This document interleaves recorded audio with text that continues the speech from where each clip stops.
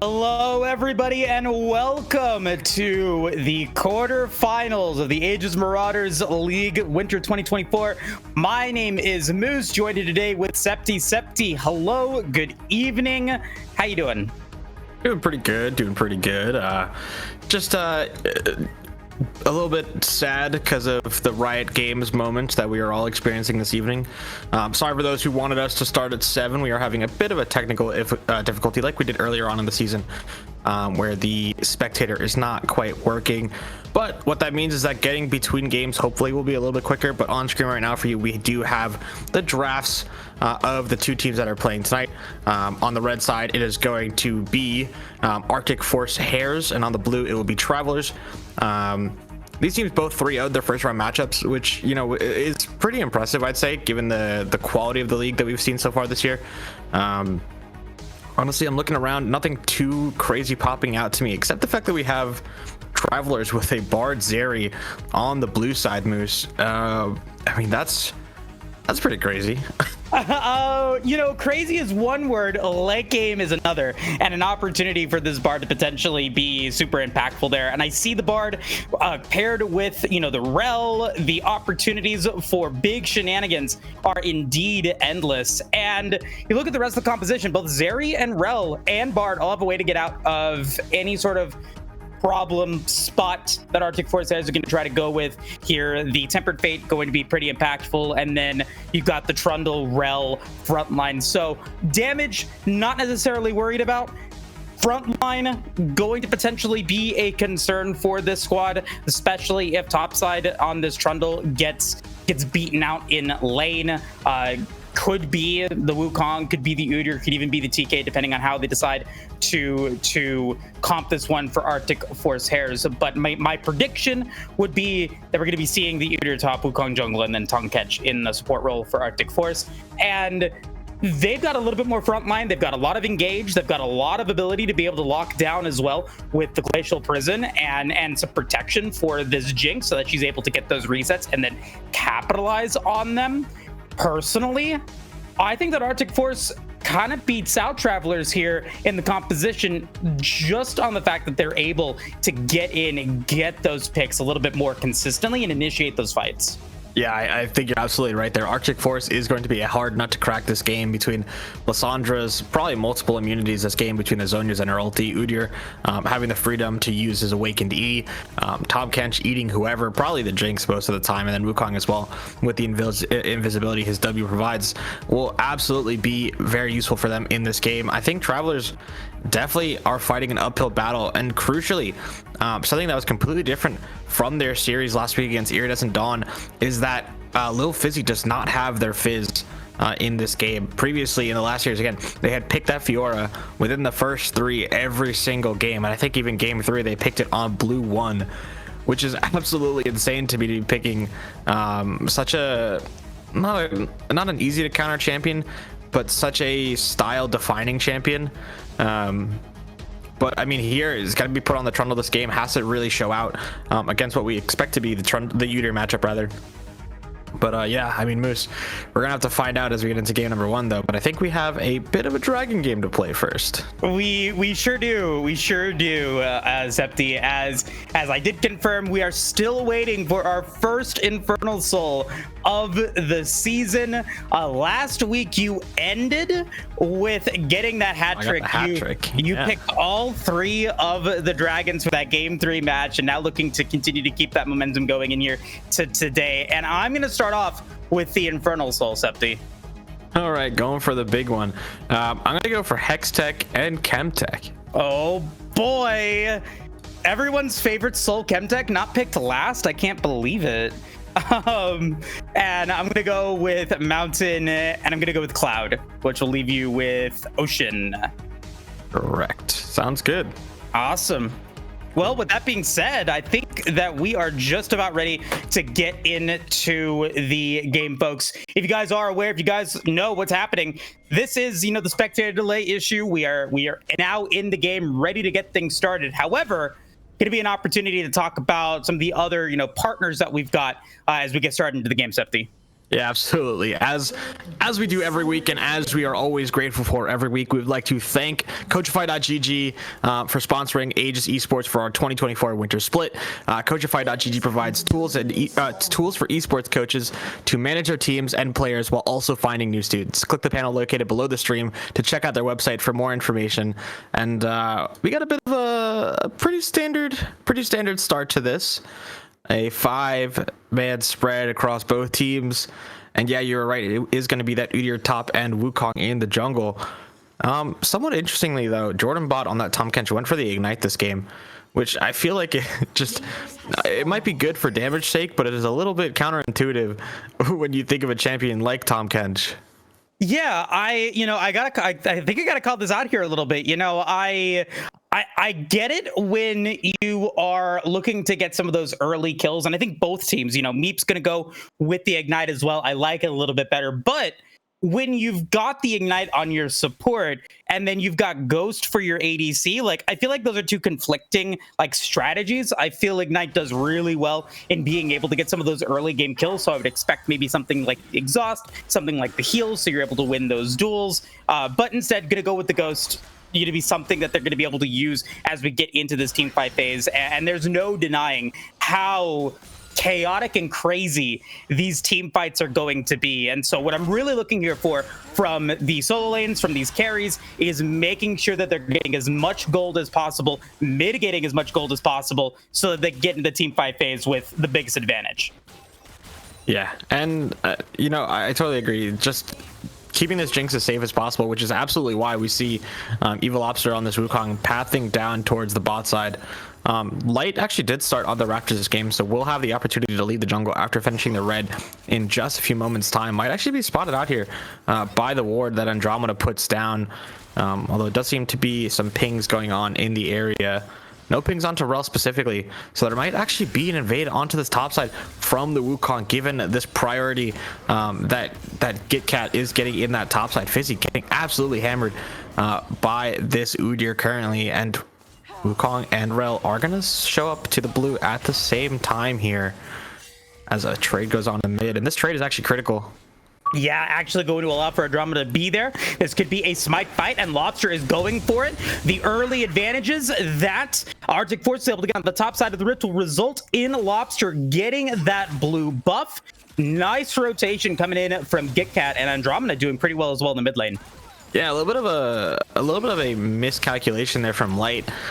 Tried to combo the Q and the smite as Burger King so close to going down here. Andromeda not going to go for the finish there. Did have the Q available shortly, but was not willing to flash and take the chance. Honestly, I like that. When you're, going into a best of 5, yes, you could go for the high play. Yes, you could go for, what might be a lower probability play. But Andromeda's just going to take the health lead, going to take the chunk. That Burger King is forced to base here. Now this Lissandra will get a chance to base herself with a few extra minions under her belt and might not even have to TP back. But yeah, I mean, nice done in the mid lane. This Lissandra, a very nice answer again to the Ahri.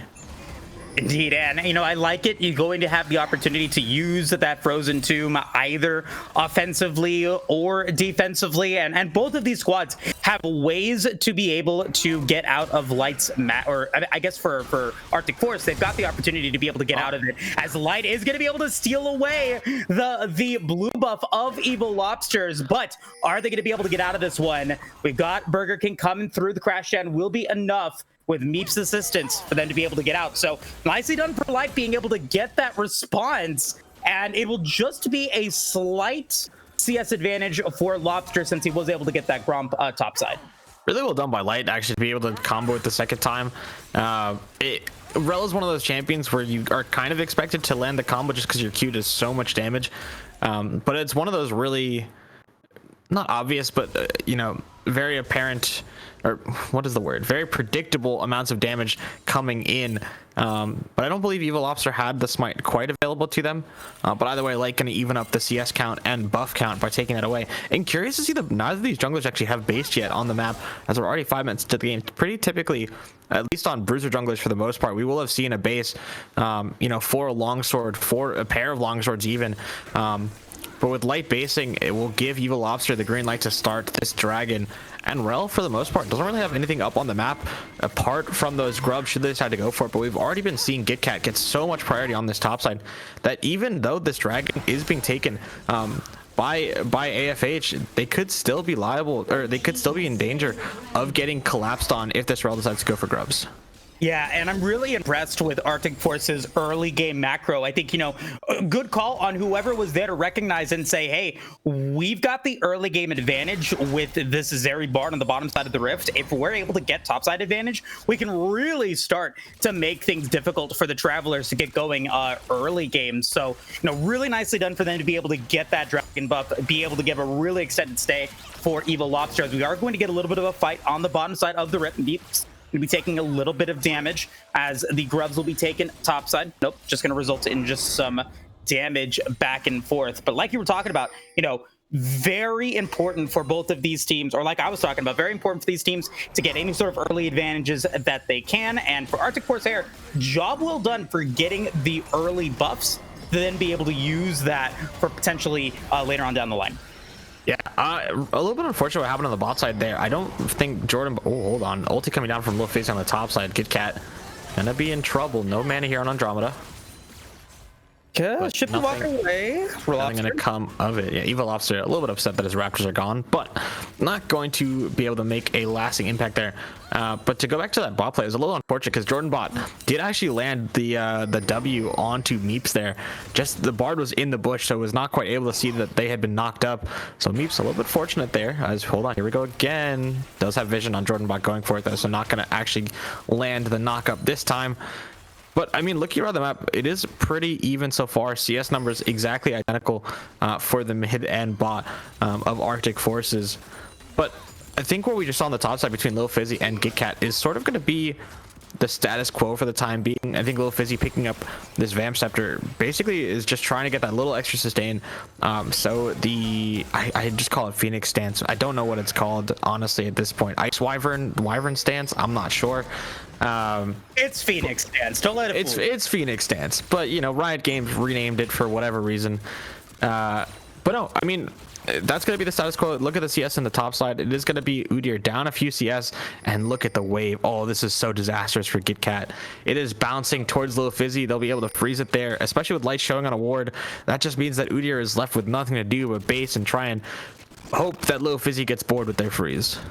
Yeah, and I mean, shout out, good call on GitCat saying, hey, the damage was done. Let's see what we can do here. Gonna be able to get those Iron Treads, but we've now got to play in the mid lane. Cyclone's gonna get used. The Frozen Tomb will come out. The knockup will land, and First Blood is gonna go towards Andromeda in the mid lane. Really nicely done. Burger King tried to use that Spirit Rush earlier on to get a catch out onto Andromeda, but the mid duo of Arctic Forces actually kept track of that timer really well, as it was not quite available for Burger King to use on the defensive, as KitKat is just absolutely getting toasted up here on this top side. Not allowed to even touch the wave, let alone get any experience. But credit, again, has to go to Evil Lobster and Andromeda for working really well together to combo those ultis. And actually, I'm not sure, did that break the freeze? It did not. But on the other side, Evil Lobster is going to try and get stuff back in exchange for their top laner's misfortune.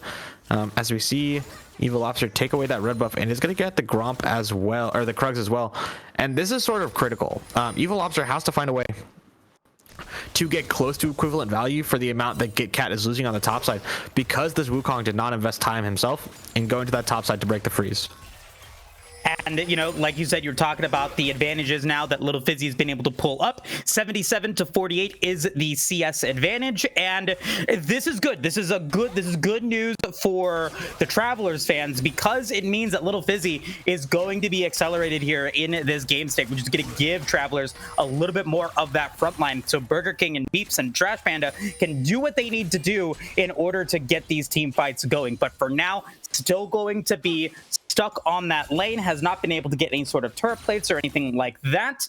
Next big neutral objective is going to be the dragon spawning in 40 seconds, and then the void grubs that are spawning in 10. Ping's going to go across the rift for both of these objectives, but it's going to be Evil Lobster and Life looking to potentially go for the play at the grubs, as we are going to get an opportunity to go for a fight again in the mid lane. Burger King going to be forced to flash and Spirit Rush away. A great dive from Jordan Bot. will take this mid laner out of the fight and then go straight to the grubs. Yeah, Burger King forced to use all of their abilities there just to survive with their life is going to be, you know, not very nice for them, but they do have TP to get back to this lane. Grubs will go down to the side of Arctic Force, but to be honest, it is not the worst thing in the world. This Ahri will get back in time to push the wave. Won't have the ulti available when this dragon contest does come out, but this is really odd. I think Light, I guess, yeah, the trade is going to be there. I think Arctic Forces maybe committed too many people to these grubs. I think there's a world where they could have at least made travelers hesitant to take the dragon. I guess Low Fizzy being as strong as they are makes it so it's not possible. But anyway, very nicely done. Trade 3 grubs for 3 and 2 dragons to either side. I would rather be Arctic Forces though with that Hextech dragon. I am. Did I do it again? What did I guess? Ocean is my 3rd. That is unfortunate. Yeah, unfortunate. But no, anyway. Oh, Trash Panda gonna get a nice trade onto Branny Fan. But I mean, this game, I think if your Arctic Forces is going absolutely fine, your Jinx is going a little bit of an interesting build. This game it is going to be the static Shiv, but in a hold on, Jordan Bot maybe in trouble. That's going to be ult used by Trash Panda, but going to be Jordan Bot being able to flash away, does lose that, which could potentially mean that a counter gank is possible. However, at least being able to get a summoner spell off for the Travelers is good. Going to be trading once again on the top side of the Rift as Evil Lobster now going to be going in, maybe looking to go for a play here. Going to be seen by that ward, which is going to deny it. So overall, across the Rift, a little bit of an advantageous play for the Travelers. Maybe as Evil Lobster is still here, does have that Cyclone ready. Cyclone is available. Oh, they are not feeling strong enough. Again, the submission is there from Low Fizzy, or whatever the ultimate's called, from Trundle is available to them. And you know, it could have actually been really difficult for them because Lil Fizzy can pop the pillar to create space between himself and Kit Kat, and could make that really difficult to the point where it's basically Evil Lobster DPSing by themselves. But I do want to look around the map real quick, and I want to talk about some things because I'm not a big fan of the phrase losing to Shopkeeper, but I feel like there might be some instances of it in this game. Light, I just want to talk about 2 before. Hold on, Andromeda is not going to let me get my point in this Trash Panda. Oh boy, and that will do it. Branny Fan will take that one, and that was another nice play from Andromeda. We could talk about some of these builds really quickly. Static Shiv completed for Branny Fan, Malignance completed for Andromeda, and Evil Lobster able to complete that Sundered Sky. Almost the same across the board here for the Travelers, but instead of the jungle item being done for Light, you've got that Ravenous Hydra completed for Fizzy, which does mean that Light is a little bit behind the curve in terms of items compared to Evil Lobster, and I'm assuming that that's where you were going with this. Yeah, exactly. So a lot of junglers, both in the East, it started, I'm pretty sure, in Korea, but a lot of junglers have realized that with the emergence of the item Knight's Vow, it is just so much more gold efficient to just skip going the Bomby Cinder and just to build the really cheap Knight's Vow item. And honestly, Knight's Vow is going to give you a bunch more CDR, and you lose maybe 2 or 3 seconds on your clear by not having Bomby Cinder. But it's just a matter of, you know, preference a little bit, but I think the more gold efficient is for sure just to go for the Knight's Vow, especially when you have a hyper carry like Zeri in your game. The other thing I wanted to talk about was this Jinx build just a little bit, because she is really the hyper carry of this team on Arctic Forces, and she will be the one that is going to be carrying these fights. Yes, Evil Lobster is building damage. Yes, Andromeda has Malignance, but hold on, this red buff is going to potentially cause a big fight here. Andromeda, Glacial Path, going to be able to get out, and the Tempered Fate will actually vulnerable their own team. Unfortunate there for the Travelers. I don't think that they would have gotten the kill onto Andromeda, but a great escape coming in from this Lysandra. Yeah, really nice, well done. I think there were some people on Travelers who I feel like were not prepared to pull the trigger there. Burger King did try and use the Spirit Rush to get closer, but Andromeda, I don't think has the E available to them, like in a flash. Yeah, Frozen Tomb is available. Going to use it, going to flash forward to get the Burger King, and is able to get a lot of healing back, but not enough to be able to finish the job. Trash Potato or Panic coming in, going to be able to get out of some damage from Evil Lobster. It's Get Cat coming through, not going to have a flash available. The rocket will miss, so it ends up being mid for mid going down, but the flash used by Andromeda.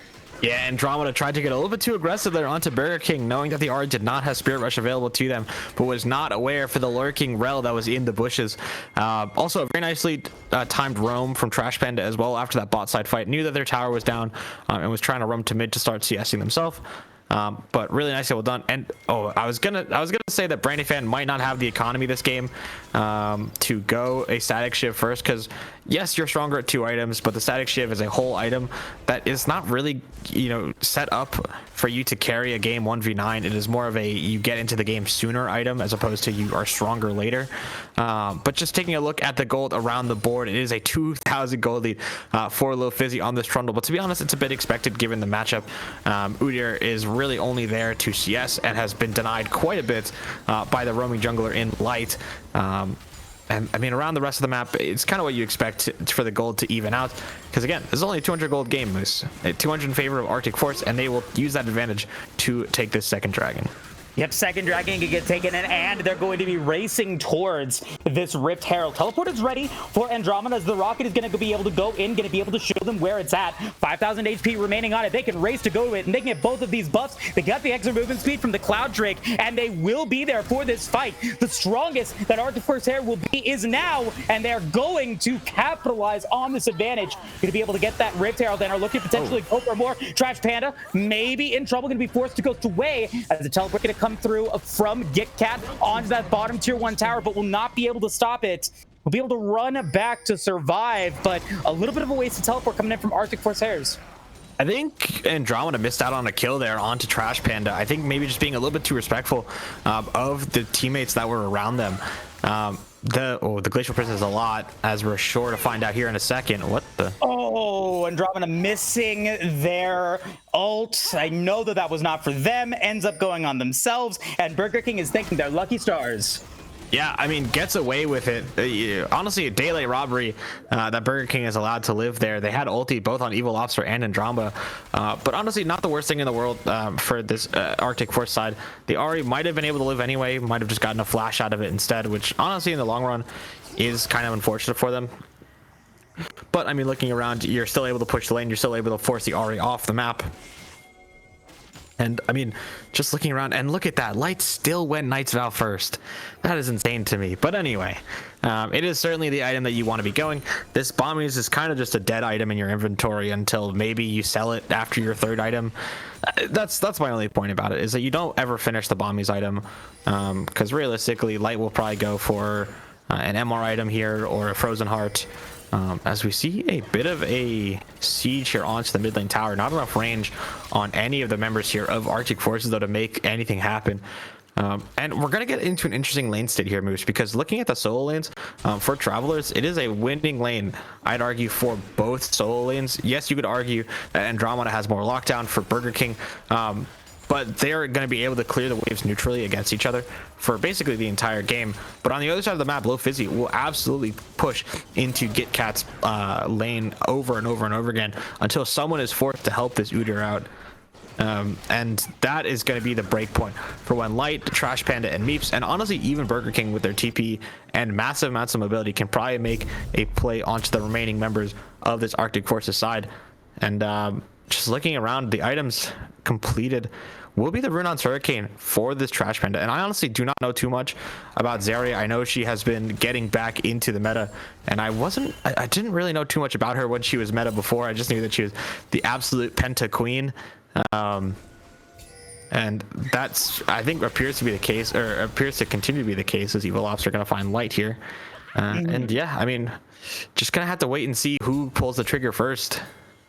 Yeah, I mean, I think that the way that I see it right now, it's going to boil down to whether or not Arctic Force Hares can really take this game into control before that break point that you were talking about, when Little Fizzy just becomes unstoppable here in the side lanes. And once that happens, Trash Panda is going to be able to be at 3 items. I mean, once you get the 3 items on Zarya, you're just absolutely unstoppable, and it just becomes a much harder game for Arctic Force Hares to win. But at this point, Brandy Fan with that Infinity Edge is indeed the threat. I think the biggest threat on the Rift right now for the side of Arctic Force, as the Baron does indeed spawn. And so I think, moving into this next phase of the game, Arctic Force here is really looking to be able to get this next dragon. I would say that it is a must-take dragon for them. They need to have the threat of being able to get that Cloud Soul, and then they can look to go for something different. But for now, a couple of more items completed before this fight does indeed spawn. Soul to Slay and Knight's Vow completed for Jordan's bot, as well as that Zhonya's Hourglass coming out for Andromeda at probably the perfect time for Arctic Force. Yeah, just in time for Dragon number 4. And I think you're absolutely right in saying that Arctic Forces need a reason for Lil Fizzy to join the rest of the map, because for the time being, it's just going to continue split pushing down the side. And I think this is why we saw that Fiora have such a strong presence in the last series for them, is just Lil Fizzy is going to continue living and being a terror on the side of the map and will continuously pull pressure. And I know we're not trying to talk about next game, but hold on, Jordan might get engaged here on by Light. Yeah, gonna be stunned and is gonna be forced to flash away. Does still have the Devour and Abyssal Dive if need be. Rift Herald also available for Evil Lobster. I'm assuming that's gonna be dropped in the mid lane if they do decide to do it. Not gonna drop it yet. Still has it in their inventory unless it's a bug or a glitch in the spectator delay, but I have not seen it drop, as we are gonna get a fight on the bottom side of the Rift that is much more important than what we're seeing top side. Let's go ahead and see what's going on here. Evil Lobster going to potentially be out of position, go in on to Burger King to get them down to a little bit of HP as the Dragon gonna get started by Travelers, going to have control of the pit. There's the Rift Arrow getting taken as Lobster's gonna be forced to flash away from a great charm from Burger King. Rift Arrow's gonna drop, Lobster's gonna be at half HP, and Jordan Bot is gonna be the one that goes into the Rift Arrow, pilots it, and is gonna be forced to back away. It is now potentially in trouble themselves. Gonna be now dove upon, and the Travelers are gonna be able to take out the TK, and the rest of Arctic Force is now running for the hills. Branding Fan gonna try to be able to get out. Andromeda gonna go golden, gonna get a little bit of damage thanks to the rocket, but not enough to take out Burger King, and an absolutely bombed fight for Arctic Force will leave Travelers in a really good position. Yeah, really well played by Travelers here. Lil Fizzy finds a really nice TP and is able to box Jordan Bot in. The Tom catch a little bit out of position there. You would have expected them probably to be closer to Brandy Fan or Andromeda even to bail someone out of their fight, because you can't feast yourself, right? No one's gonna save you if you are out of position as the Tom Kench, which is a little bit unfortunate here in this situation. I think it's just a little bit of an unfortunate setup. I think Travelers did a nice job grouping down together. They pulled the fight down to their bot side, opened up the flank with that TP from Lil Fizzy, and then the top laner did the rest. Had so much pressure actually on Gitcat that they were unable to TP early on, and as a result had to TP for almost no value there, except for being an extra body to provide aid in the escape. But second dragon will go down for the side of Travelers here. Will be that Cloud again, as we see items starting to be completed again. Burger King gonna be finishing that Horizon Focus, which is a little bit interesting on the Ahri. I know it is pretty typical with the Malignants, and I know you're not really meant to go the Lichbane every game, but Burger King has to be landing these charms if they want to make value out of that item pick there. And I just haven't been seeing too much of it this game. I'm sure it will happen at critical moments. Lands it there onto the clone. But Jordan Bot, again, is a little bit out of position here. I'm pretty sure Meeps has a very nice angle onto the flash of Tom Kench. That's gonna be the Static Shock. That's a lot of damage in on to Trash Panda and Meeps, but that's gonna be a nice rocket from Brandy Fan as Andromeda's gonna try to go in, does not land the Frozen Tomb, and the rest of the Travelers are gonna be able to walk out. But it is Meeps going down. But while that is happening, there is still a push going on the bottom side of the Rift that could threaten a potential Baron power play that the Arctic Force are gonna try to go for. 5 members of Arctic Force are here at the Baron pit, which is going to give Little Fizzy so much time alone on the bottom side of the Rift. That threat that has been brewing all game long continues to be a problem, and they're going to get an inhibitor for it. That inhibitor is down. Now Arctic Force are committed to this fight. The Zeri is dead. They are able to take out Trash Panda. They are able to get the Baron, but at what cost? They're going to lose so much of their base. Light, 1 HP, doesn't go down yet. They lose a Nexus Tower. So they get Baron, they get a couple of kills, but they lose so much of their Nexus, Septi. Yeah, that is not a worth trade whatsoever if you are Arctic Forces. I mean, you get the Baron, yes, you take it off the map, but I think they thought they were trading it for a second tier tower, and then Lil Fizzy on the Trundle just made it so much more worth for themselves with the steroids, with the attack resets that you get on this champion. And now, honestly, if we could do a bit of a gold check-in, I want to see on how much gold this Trundle is sitting on. That is 12,000 gold total in inventory. That is a 5,000 gold lead over their lane opponent. That is 2,000 more than the next person in the game as Branny fan. And this Trundle is an absolute monster. Gonna be finishing up that hull breaker as well. And the pain of being in the same lane as this Trundle will just continue to grow and grow and grow as this game goes on. It is only a 3-item Trundle for the time being, and there is not a single person that can stop them. Andromeda will try though. You can't. Forced to run away. Yeah, almost not able to run away from the Trundle. And this is now the break point, right? Lil Fizzy is so strong that he requires 2 to 3 members. I think I'm honestly not sure if anyone plus Branny fan can even kill him, because I'm pretty sure he will just ult and run past Branny fan. I don't think Jordan bot. It's just doomed. There need to be at least 3 to take down this Trundle, or they need to get locked down for an extreme amount of time.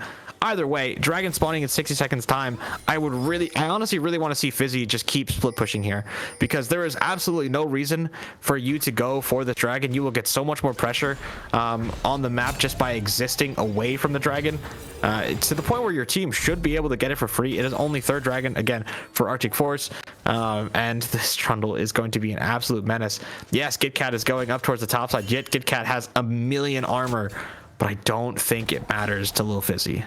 Yeah, and I mean, if we look at, what Fizzy's been able to do, just the presence of being in the lane, this Baron has done nothing for Arctic Force. They have gotten 0 pressure off of it. Not a single tower has been taken, and all credit goes to Fizzy here being such an absolute menace. And we get to see just the damage that they're able to put out. Fizzy does not care that GitCat has Baron, does not care that they're in this fight, and might actually be able to take this kill, as the subjugate is going to get dropped, going to get a lot of damage on GitCat, going to get them into a bad position and are forced out of the lane. Maybe here in 2 seconds when Baron goes down. Now Baron is down, and Fizzy has full control with that demolish. The dragon is up, but it is not needed right now as the rest of the travelers are coming up. Look at the help. They don't know what to do. They don't know what they... Oh, wait, no, the travelers are coming. Sorry, I thought that was red side. No, this is the travelers. This is blue side. This is really shocking that they are hovering Lil Fizzy here so hard, because they're just giving away this 3rd dragon, but I don't think it matters, as Lil Fizzy is just going to 1v9 this top side here. The only thing I think left to be desired, and I think Lil Fizzy might be kicking themselves a little bit, is that pillar placement. I think might have been able to stuff GitCat just a little bit if that pillar placement was just a little touch better. But 3rd dragon gonna go down now for Arctic Force, and I think if you're travelers, you are absolutely fine with this, as again Lil Fizzy has broken 2 inhibitors for you, and now honestly we'll probably just still set up in one of those side lanes to continue pushing in with the hull breaker buff, and just pull people off the mid lane for the rest of their team to start sieging, because Zerion Ari, not the strongest of siegers. They do not have the longest range. Branny fan with those rockets will be able to do a decent amount. And why did we go Runons in this game? How are you killing Trundle with Runons? What are you killing Trundle with as this Jinx? Are you hoping that Evil Lobster will do it with the cleaver? Are you hoping that, Crypt Blue Malignance and Andromeda is going to do it? No, there is not a single ounce of tank tread on Branny fan. And this is part of the reason why I said that I didn't like the static shiv. It's because you are taking away from your tank killing stats. If you're going for utility and more of a luxury item, I'd call it. And in a game where you have other damage dealers and you have other tank shredders, it is fine to go that item. But in this kind of game, as Burger King going to land a nice charm onto the lobster, but the TP behind. All that thought, though, we are going to get a fight here from Arctic Force. They need to win this fight. Light's going to get a great Magnet Storm, and Andromeda is going to get a great Frozen Tomb, but not enough to take out Burger King. Bruxpan is going to be able to get some damage in, as that is now going to be the reset tier for Branny. That's 3 deaths down, but here comes Fizzy. That is a triple kill for the Jinx, but it might not matter, as Fizzy, who has done all of this work, is going to look to end the game now. And he's gonna do it. I cannot believe it. It does not matter what Branny does. It is GGWP 1v9 Trundle, who who takes the game 1 for the Travelers. Yeah, the gold was even. They were down 6 kills, but Lil Fizzy had 2 kill participation. I think 1 solo kill as well, and just absolutely ran the game there. There was nothing, not a single thing that Arctic Force could do. Honestly, they just didn't. This is gonna sound brutal, and this is gonna sound, you know, a little bit toxic, but they did not do enough to stop the Trundle. They kind of just, they were believers in the if I don't look, it doesn't exist. And unfortunately, the silent Trundle is the deadliest in this case. As I mean, the Udyr just did not have enough AP to wave clear, and Trundle just absolutely ran it down. Lil Fizzy did such a nice job, honestly, on the side lane there, just constantly controlling the game. I think credit does have to go again to the Travelers team for, you know, being able to be stable enough for Fizzy to do stuff like this, because if you have a team that's, you know, 1 split pusher and 4 people that are still trying to look to fight, then it's never going to work. And I think credit has to go to the entire Travelers team, because this is a style that not a lot of teams play. They do not normally fully commit to 1 split push member. The other 4, you know, just, you know, hold solid, try not to lose the game 4v5.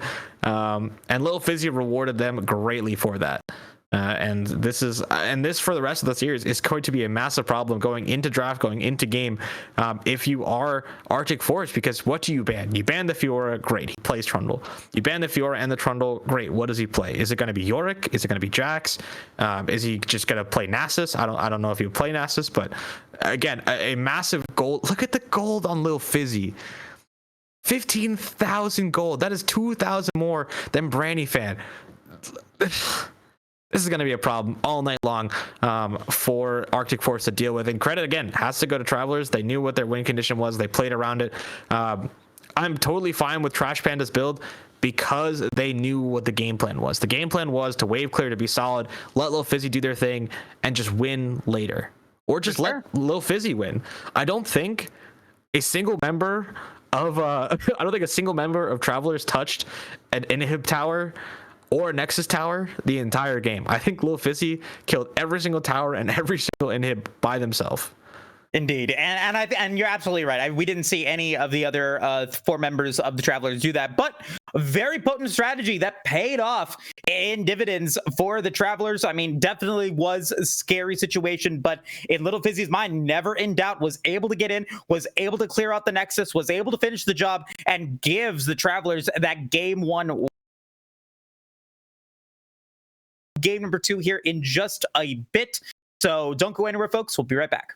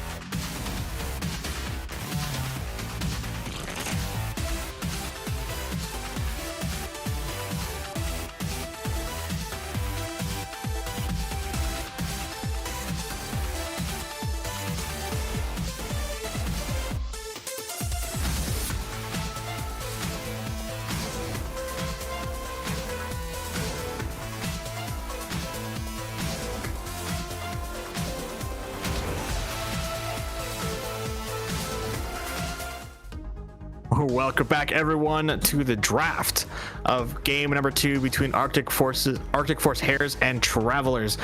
Game 1 was pretty one-sided. If you're named Lil Fizzy, the rest of the 9 players had a bit of a barnstormer of a game. But before we get into our draft, I just want to give a quick shout out to our other sponsor, or to another sponsor of ours here at Aegis in Pro Comps. Pro Comps is not like any other tool. It is your personal draft coach, perfect for both teams and solo players. In fact, you can pair it with any other app you use. Pro Comps stands out with features like custom champion pools, personalized tier lists, and live draft advice. Think of it as having a virtual coach and a strategy toolkit all in one. They offer real-time champ and ban recommendations. They have already over 200,000 downloads and thousands of daily users like you.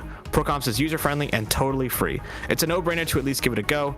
Download Pro Comps now and you'll experience a whole new level of drafting power in your league games. Go to procomps.gg, download it from Overwolf, or click the panel located below our stream for more information. And honestly, it might help you create drafts like these, because these are some bangers. Moose Travelers going for the Gwen B1 after the Fiora ban. Only the Fiora ban. It appears as though the Trundle has been picked up by Arctic Force. They have seen the witchcraft that was Lil Fizzy in game number 1, and they want to give it some of a try themselves. Honestly, I'm not quite sure which is going where between the Udyr and the Trundle. I think traditionally that Udyr probably will go into the Gwen. But Travelers having a bit of an interesting draft here, as it seems as though Burger King does have that Ahri again in their hands. It will be light on Lee Sin as well, which is going to be a very strong mid-jungle duo. The Lissandra, a very standard pick again for Arctic Force. They've opted for the Zeri this game.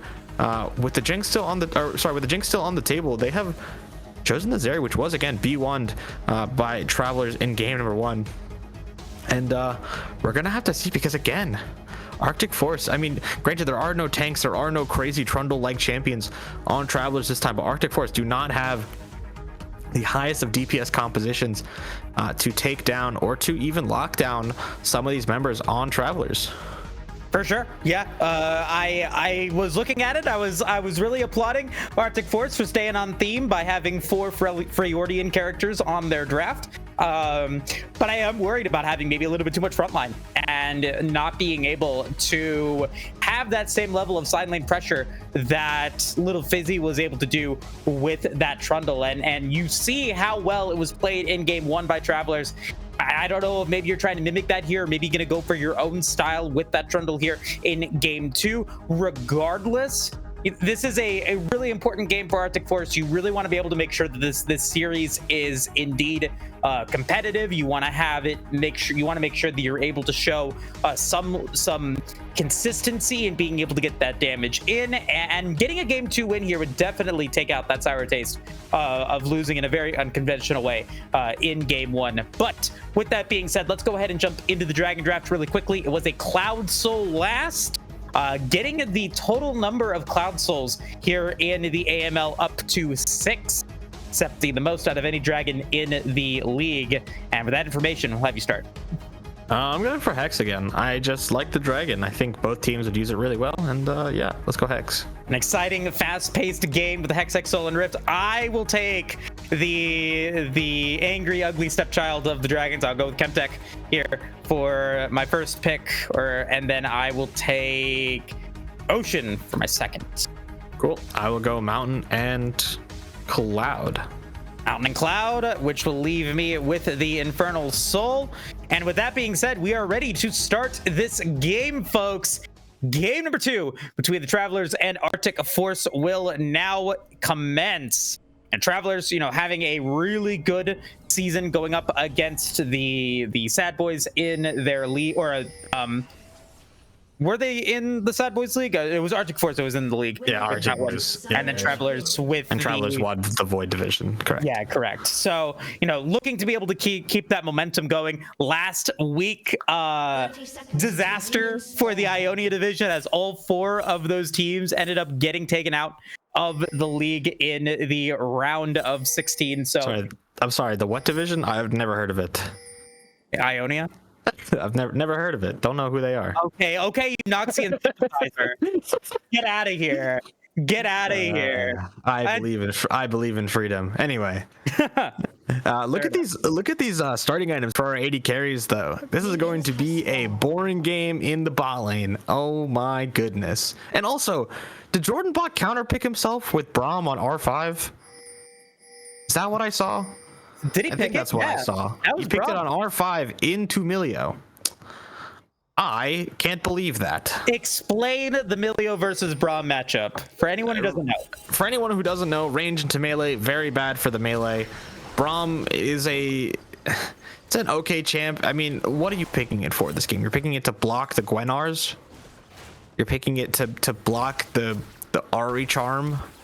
Because look at this, Jordan Bot and Brandy Fan are going to get pushed off the wave. Trash Panda and Meeps are just going to absolutely, oh, let's just look at that. Meeps dodging the abilities left and right.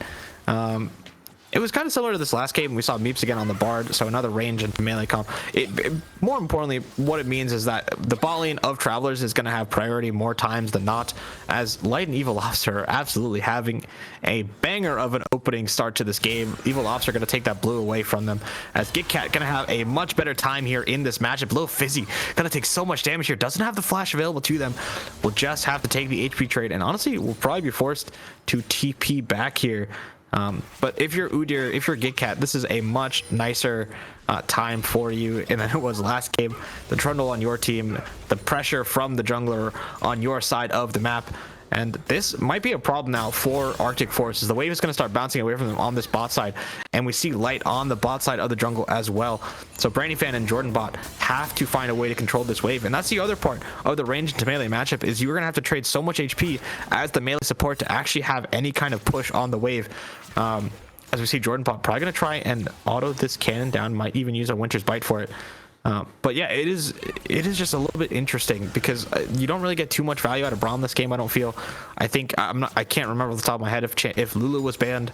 But even a Yuumi this game would be kind of nice for Branny in the grand scheme of things, because you have a fairly strong front line in GitCat and Lobster, and you kind of are the 1v9 carry of this composition again, just like you were in the last game. But take a look at the map right now, because we see Evil Lobster started the top side, took the entire top side from Light, based bot boots, and is already back protecting his bot side camps. And this is the type of play you want to see out of your jungler. Yeah, 3.5 minutes in, getting a little bit of, momentum. And we saw Lobster as well being able to get some momentum further. As Light is now going to potentially be in trouble. Going to be forced to flash away, and will be able to safeguard onto that ward. But it's going to be a flash for flash play, as Evil Lobster uses theirs as well. And a bit of an early start for Arctic Force Hares. Remember, they had that early start in game one. They were able to get some momentum with the takes on the blue buff. Light was able to respond accordingly, but game one was definitely not a showcase of everything that the Travelers and Arctic Force Hares can do. It was definitely Little Fizzy show. It was definitely Little Fizzy doing their own things. And so what I'm excited to see here in this game is, now who on both teams is going to rise up to the challenge and show us why they are a playoff team here in the AML. Yeah, I mean, this game so far has been entirely one-sided. Evil Lobster has had their eyes set on Light the entire game. As that said, GitCat is a little bit far up here. Not going to get punished too hard, as Light still going to go for that kill. Does not nearly have the damage to make this happen. And it's just going to try and settle for an HP trade onto GitCat. But the wave will be pretty fine for this Udyr. I think it should be bouncing back pretty safely. But also, even if it's not, GitCat has enough pressure to actually push the wave in fully. And look at the jungle CS. Twice the amount of camps taken for Evil Lobster. It is looking real nice. And yeah, Lil Fizzy is the one who is still up 10 CS despite being forced out of lane once already by GitCat, which is a little bit surprising, to be completely honest. I mean, having good CS games, especially in a disadvantageous matchup, is how you win series, how you show what you can do. And a little bit unfortunate for the Travelers that they do lose out on the Void Grubs, especially with Light being there on the top side of the Rift. But Evil Lobster going to be there with Andromeda. They're going to be able to pick up those buffs. Going to get a roam from Jordan Bot into the mid lane as well. Potentially Burger King in trouble, as they are going to get rooted by Andromeda. Going to be able to use a Spirit Rush to be able to get away, as they do land the charm onto Jordan Bot. So a decent gank from the Braum. However, it does give the Travelers the opportunity to push that wave into the tower. They're going to be able to disrupt a little bit of CS from Briny Fan, and they're going to get it back themselves. It's going to be a very even back for both of these or the ADCs and support with the new equipment completed. And go ahead. If this Jinx goes Static Shiv again, I know it's the same. I know it's a different person, but if Jinx goes Static Shiv again, I am going to lose my mind. You have 3 tanks to shred. You only have the Gwen in terms of backup damage. You just do not need the extra wave clear in this game. You already outranged the entire team, so no one's going to contest you on the wave. It is just not necessary. Get the straight jacket ready. Get the straight jacket ready, Septi. The thing is, though, I know this isn't going to be a Kraken Slayer. It's just going to be a Static Shiv, and I'm going to have to deal with it. But I'm already prepared for it mentally. For Briny Fan, it makes sense. Although, I wish there was a better build for Zeri, because she does not have the current setup for her to be 1v9 this game, unless Evil Lobster is able to output a fair amount of damage themselves. Andromeda will probably be going for the Malignance again this game, which is kind of whatever. You do it for the ulti CDR, and you get a bit of extra splash damage underneath the of a splash underneath the ulti as well, so you do a little bit extra damage there. But I'm not sure how the damage is going to work out. I think luckily for Arctic Force, there is not a tank to be seen on the side of Travelers, but there are some pretty tanky bruisers with Amelia, who has Breath of Life that does a whole bunch of healing throughout the fights, as well as the Cozy Campfire. But anyway, taking a look around the map again, just taking a check-in on items, we see Gitcat going to be going super defensive again. No AP coming out of this Udyr whatsoever. No cheeky Leandries, nothing like that for the Arctic Force top laner. And it looks like Light is going to be going for the slightly nerfed, but still fairly good Sundered Sky item. Yeah. I mean, I don't have a problem with it. Like, I think that it's still fine. Well, it's still just good enough for players to go for. We're not seeing any sort of change in AP junglers, whatever it is here in this game. But regardless, let's see what the rest of these build paths are going. I think the big question is, what are these Duke Rivers going to turn into? Is we are going to get a fight? Frozen Tomb going to get used by Andromeda defensively. The charm is going to land onto Evil Lobster. Very nicely done with that kick from Light as well, and they're going to be able to get out of that one, going to use ult for ults, and other than that, not going to be too much used on either side. The next big development here is going to be on the bottom side of the rift, with both of those coals being about ready to be completed. Maybe an opportunity to go for a play, as it is going to be the play initiated from Brony Fan. They want to be able to get Trash Panda out of the fight, but they aren't able to get the stun onto Trash Panda. Going to be able to ghost out of that one, and now Arctic Force Hares could potentially be in trouble themselves. Rocket is ready, as they're going to go for a play, or Travelers are going to go for a play here in the mid lane. Arctic Force Hares might get first blood away, and they do. That's gonna be Andromeda going down and clean by the side of the Travelers in the mid lane, and there's still a fight going on the bottom side of the rift. Yeah, and in the mid lane there, that stems all the way back to the small 2v2 that they had with Evil Lobster and Andromeda. It was critical that Light was able to use the kick, and Burger King was able to keep the ult for themselves to be able to actually make a play onto the ultless Andromeda. Really well played from the duo of Burger King and Light onto the mid laner there. And honestly, on the bot side, we kind of saw again another reason as to why this Braum is just a kind of a yikes pickup to pair with the Zeri. Yes, you were able to step up and start the fight, get the initial stack onto Trash Panda, but what do you do once Meeps just presses the Breath of Life? There's no stun anymore. You get a big heal onto Trash Panda, and then Brany Fan is just left to absolutely 1v9 the fight.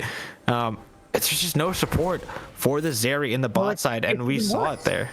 It's even worse. It's even worse than that, because unfortunately they got the 2 stacks. They got 2 stacks of the concussive blows, but Trash Panda was able to get away from it. Breath of Life wasn't even used. Yeah, in the hypothetical, right, where you because in the hypothetical where you even land the Arctic blows, I don't think they were level 6 at the time. But in the hypothetical later on in this game, it doesn't matter, right?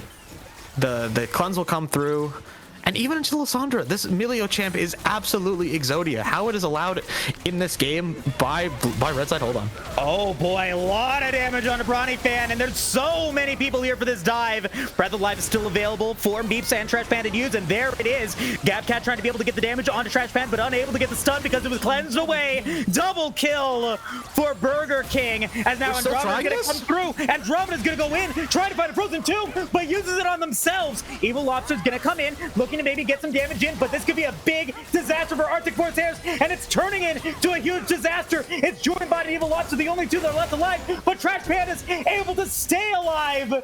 Travelers are going to pick up 4 kills to 1.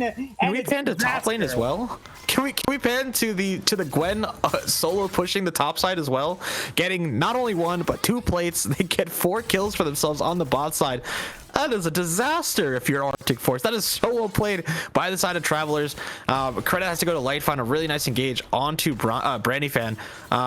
Again, Trash Panda did a nice job, picked up aggro as a 3rd plate. Gonna go down for Lil Fizzy here in a second. Really waiting to hold on. Although, hold on, sitting on a lot of gold. GitCat does not have the ghost available to them. Lil Fizzy should just be able to run this one out. Nicely played by the Travelers top laner. But on the other side of the map, the absolute nerves of steel to not use the TP from Fizzy there, to trust that their team will absolutely get the job done, is insane to me. That is now a 2,000 gold lead, almost, sorry, 3,000 gold lead almost for the side of Travelers here. They get 3 kills onto Burger King. Unfortunate that not many kills went onto Trash Panda there, but this Jinx was getting reset after reset, was able to cash in the coal, and just take a look at the gold. That is 700 again in favor of Lil Fizzy, and if it wasn't bad already, the Gwen Udyr matchup is going to get even worse. And again, I know I said it, you know, in theory before, but look at what Meeps was able to do in the fight on that Milio. Was able to cleanse the stun onto Light, gave them a big heal to actually get out of the fight when they were stuck under tower. And as a result, the healing just came in. Trash Panda did so much extra damage with the Cozy Campfire, and we're trying to fight this now. Lil Fizzy, I think, does not have gonna land. Oh my god, huge charm coming in from Burger King. The Malignant's doing work. Andromeda goes in, but is unable to once again get the Frozen Tomb that's necessary. Oh, huge breath of life from Meeps will keep everyone alive. 3 more kills to the Travelers, and Arctic Force unfortunately just getting thawed out here in this one. Yeah, I mean, just outfought, outclassed. Very nicely well done from Travelers there. I was looking at Lil Fizzy's TP. I didn't even see the kick, but it must have been absolutely incredible from Light there. And the fight was just so clean. No one going down. Meeps living on just the smallest amount of HP, getting the Breath of Life as well onto themselves. And the gold is absolutely skyrocketing. 6,000 now for Travelers in this game at only 13 minutes into the game. This is absolutely insane for me. TP came out from Andromeda Fan, but it did not matter.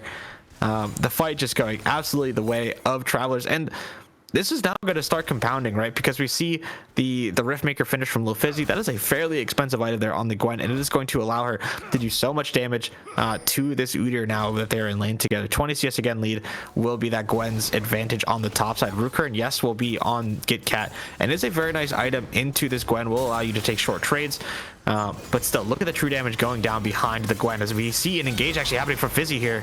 Oh my god. Oh my lord. Ghost is not available, but GitCat just picks it up now. But we've got Light in the area as well as Evil Lobster. This is going to be a 2v2. Is Evil Lobster going to be able to get a little bit of damage on Light? GitCat wants to go in, but GitCat's in trouble. Very nice. Yet put back into the fight with the kick. Fizzy? Little Fizzy does not have Ghost available. Light will be able to get some damage in onto Lobster, and that'll be Fizzy being able to finish the job there. GitCat cannot continue it. Burger King has 1 more stack of that Spear Rest. The root's going to land. Burger King is 1 HP, but it'll be Andromeda being able to back away using that flash. And a very nicely done 2v2 on the top side there by Fizzy and Light there. Light had a very nice kick flash to actually do damage onto both of the members of Arctic Force here. As Fizzy is trying to make something happen here on this top side as Trash Panda try to come in, and now a lot of damage on a Trash Panda, but the Cozy Campfire and the Breath of Life will be enough. Nice flash from Meeps to get the kick to keep Jordan Bot into the fray, and that is going to be 2 kills with the Travelers on the bottom side of the Rift. The tower is going to go down on the top side. GitCat will inevitably go down to Little Fizzy, who is now 2-0. Evil Lobster going to try to come through, but Trash Panda with Cozy Campfire should be able to get a lot of damage in on to this Trundle. Cannot finish the job. Light is there, and Trash Panda will get the zap to finish it. Trash Panda unstoppable 5-0-6. This is a disaster. This is the kind of game too where you look at after game 3 and you think, ah yes, that's why game 3 went the way it went, because game 2 went like this. And there's really 2 ways that this can go, right? Either we see Arctic Force bounce back really hard. I think they have to try really hard now to make a play together and find a pick probably onto Burger King. Andromeda opted for the Luden's Companion in this game instead of the Malignants. Will be a more damage-focused build, which is a little bit odd considering they still went for the Arcane Comet here instead of the likes of that Electrocute. So I don't know. I'm trying to look for a window for Arctic Force to find a way back into this game, and it really is just make a play where you dogpile onto one person, use the Subjugate, use the Frozen Tomb, and just get a shutdown. And honestly, this is probably the situation to go for it. Burger King does have the Spirit Rush, so probably will be fine. Yeah, just not enough lockdown for this Ahri. And taking a look around, Trash Panda does 2 autos to Andromeda, does about 40% of their health. And on the top side, Lil Fizzy is just going to keep pushing because the overcommit onto bot side means that there's no one to keep this Gwen in check. GitCat going to try so hard, going to use the double turtle chance to give themselves some HP, but Andromeda just is not going to survive. That's going to be the reset for Trash Panda. Lobster going to use a Subjugate onto Trash Panda, but just still dies. That's at the double kill for the Jinx, who has the Kraken Slayer and the Static Shiv, will just get a clean triple kill without really any response. And 16 minutes into this fight, the Travelers have already amassed 35,000 gold, a 9,000 gold advantage, and absolutely showing that they are a force to be reckoned with. We have had teams talk about how they want to fight against the Travelers all season long, and I can see why. My God, they are consistent. They are in tune with each other. They've got everything going for them here in this game and in this series. Yeah, and for a team we haven't seen on stream yet, unfortunately, they, again, were first in their group. They absolutely stomped. I think they only lost 1 match in the regular season. I believe they were 5-1. As Burger King does not have the Spirit Rush available, but we'll just get it up in time. Evil Lobster actually, oh, very nice pillar there coming out from the trundle to stop the second usage of that Spirit Rush. But no, they have been looking really good, and I believe this team, who the winner of this series, is going to play Mario Kart 7 next week. Yeah. If Mario Kart 7 wins their match, which I have no idea who they're playing, but if they win their match, which I think that's the expectation, I believe they're playing Dorado, right? Yes, correct. If I'm not mistaken. My last bit of knowledge from that scrim was that it was 2-0 Mario Kart 7. But I think we could have a very good match on our hands, as Travelers, looked maybe a little bit shaky, had to rely on Lil Fizzy in game number 1. I can't even say that, to be honest. I can't say they had to rely on Lil Fizzy. Lil Fizzy just won the game single-handedly. There were 3 teams in that game, and Lil Fizzy was the winner of that first game. But I think this team has looked really good. Burger King has looked really solid on this Ahri, as again, gonna go for it here, gonna force the Frozen Tomb out of Andromeda. And that's going to be Trash Panda hitting a rocket. There you go. Yeah, I'm speechless. Very nicely well played. A very good combination. Trash Panda just gets lined up very nicely. Here's Lil Fizzy. Gonna find GitCat again. Does have the ghost available if this Udyr decides to stay. Gets a nice bounty, though, on the tower. It's going to be Needlework coming through. Oh. Do it. There's the third work. Not going to land that one. GitCat. Fizzy? He will end up being able to take it. Fizzy on a rampage. Should be able to take this to 2v1 pretty easily, and sure as heck does. We're going to get the shock to Zed. As we are going to go pin down to the bottom side of the rift. The tower, the inner tower in the bottom side will come in. And I mean, at this point, like, unfortunately, there's very little that I think that Arctic Force can do. They just need they need a Fnatic bush yesterday. Oh. Okay, the rocket's gonna there we go. Light finds it and actually gets the chompers onto Brandy Fan. That was cool to see. It doesn't result in any kills though, as Andromeda's gonna try to go in. That's gonna be some damage on to Trash Panda, but Trash Panda gonna get the Breath of Life, gonna be able to stay alive. Does end up giving a double kill over to Brandy Fan and to the Zeri, but now we're getting a double kill themselves, and that's gonna mean that the rest of the Travelers can go in for more siege damage with 3 members of Arctic Force down. I think critically though, both kills went over to Brandy Fan, so those shutdowns now sitting in the pockets of the Zeri. We'll finish that rune on. Oh my god, the Zeri. It's gonna do no damage. Anyway, it is what it is. But really nicely well done by the mid jungle of Travelers there. They were able to cover the play. Yes, your bot lane went down. Yes, their KDAs are ruined. They are no longer infinite. But no, I mean, still looking really good. Jinx gonna have 3 items now, gonna finish that IE third, and I imagine Baron will be on the table fairly shortly for the Traveler side. And I'm kind of surprised that they didn't take the liberty of picking up the Rift Herald. as I feel like it's almost, you know, not an open mid sort of game, but like if you were to run down mid with your 5 members in a Rift Herald, are they able to stop you? Is the question I would ask, at least.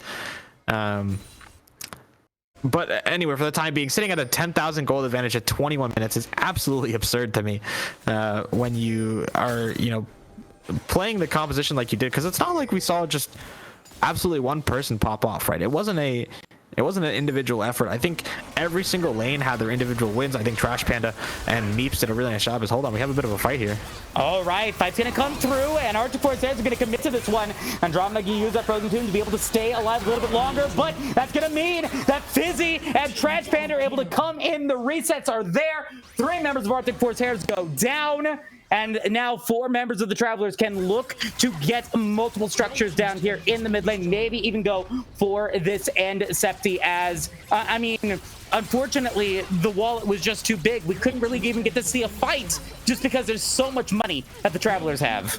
Yeah, no, it was really good awareness from the entire side of Travelers there. Really well done by Meeps to be able to actually play that fight correctly.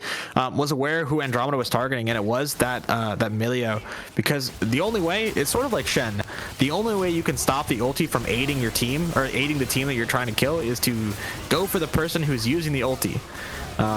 Milio cannot Breath of Life themselves.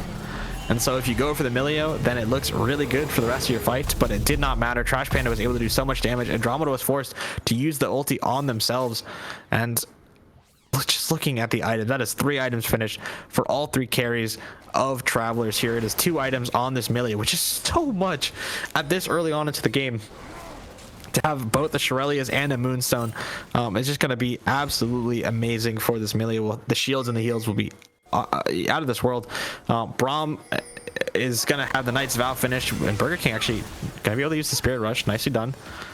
Good reactions here as Branny gonna try and kite this fight out with Light. Okay, a little bit of damage. Branny fan going to be able to get away, but Burger King comes through. Does not land the charm, but is able to Spirit Rush in and will be godlike. Double kill for this Ahri to be legendary. Bearing is available for the Travelers as they can now go to the top side of the Rift. Little Fizzy courtesy to bring the wave in. They should be able to get this tower down. They should be able to get this inhib down, and Arctic Force Hares maybe looking to make their last stand. They've got Andromeda, Evil Lobster, and Jordan Bot to do it, but can they make anything happen here? The charm is going to land, come through onto Andromeda, are able to get the Frozen Tomb in just in time, but it's not going to be enough to be able to survive. 2 kills for Trash Panda, make it a 3rd, and GGWP for the Travelers. They will win game 2. That is a very, very clean game number 2 from the side of Travelers. They were down kills in game number 1, and they said absolutely not in this game number 2. I believe the game score of game 1 was what, 4-10, I think, in kills. This game, let's try something along the lines of like 32-3. I think was the number. That is an absolute insane flip switch from game 1 to game 2. I think every single member of this Traveler squad absolutely earned their piece in that game. 25 assists and no kills for Meeps and Chill. Very nice. Well done on this Milio. Again, it was super clean the entire game. Trash Panda and Meeps played the lane to perfection. Kept Branny Fan and Jordan Bot from really making anything happen in that game. Burger King held it down in mid. Did not lose in the counter matchup that is that Lissandra. And Light, I think I mean, as a jungler myself, I would have been tilted from level 1, because you get pushed in, you get lane invaded by Evil Lobster and Kit Kat, you get pushed off your blue gets stolen away from you, you are forced to flash because you wanted to fight Crab opposite side, you're just behind from minute 1. But I mean, this jungler, made it work, was consistently where they needed to be, found some really nice kick flashes. And then the last person we got to talk about, Lil Fizzy, again, blind picked this Gwen and absolutely took it to Kit Kat's counter and this Udyr. I'm not sure if the Udyr pick is it anymore. I feel like you need to find another answer, because Fizzy's just going to keep, picking tank bus split pushers. And maybe if you're Arctic Hares, you have to find a way to force fights away from Fizzy or onto Fizzy, whether that's, you know, you pick a Renekton early and you pick this is the extreme option, right? you go Jarvan Rumble on top side and you just camp the living daylights, add a little Fizzy. You go, you know, Renekton Italy. You find some way to put Fizzy behind, because he has been such a rock for this Travelers team that there just needs to be a way to take him down and find some way to put a chink in the armor of this blue side. I mean, I think you're absolutely right. I mean, no notes, absolutely no notes for the Travelers here in game 2. We're going to take a quick break. Game 3 already started. I don't know if it is completed yet or not, but we will have an update for you as soon as possible. We'll get ourselves into that game as quickly as we can. We'll see you guys shortly.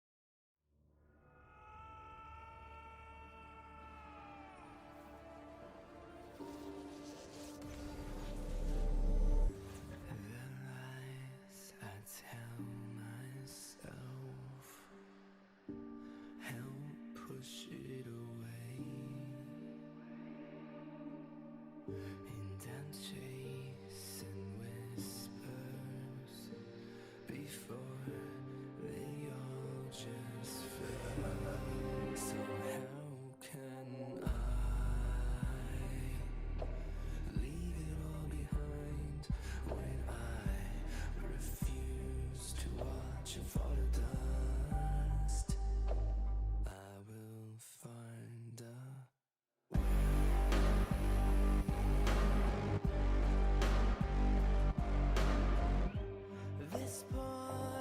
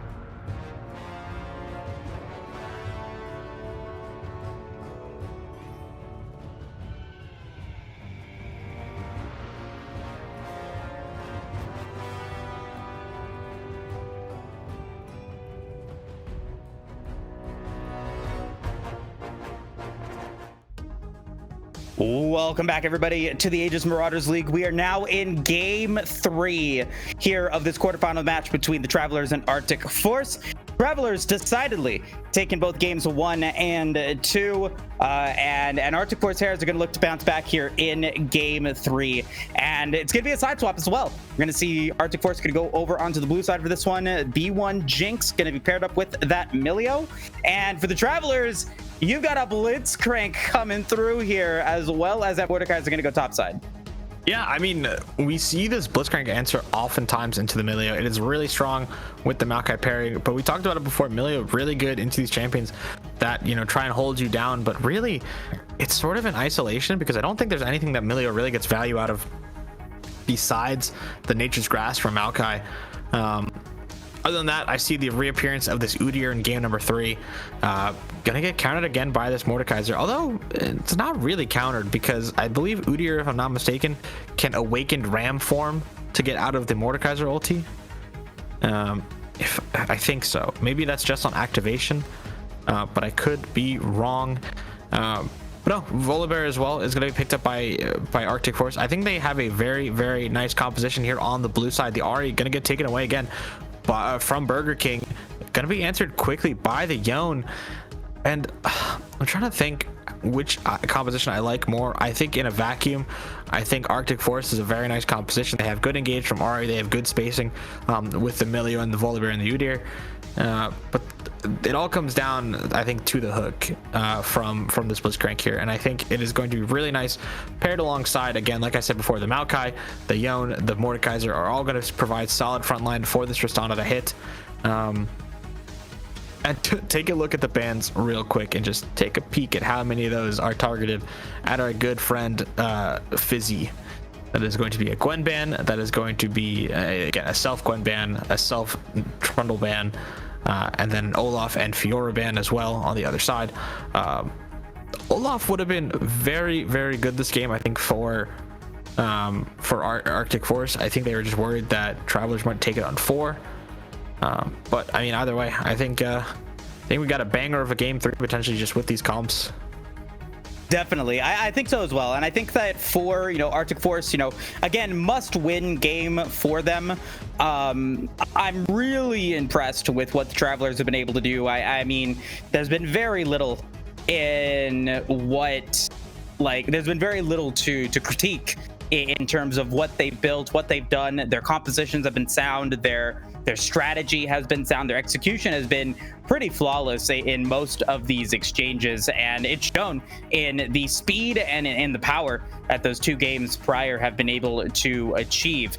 That being said, it is still a game or a best of 5. The series is not over yet. It is far from over. So let's go ahead and jump into the Dragon Draft so that we can get into this game.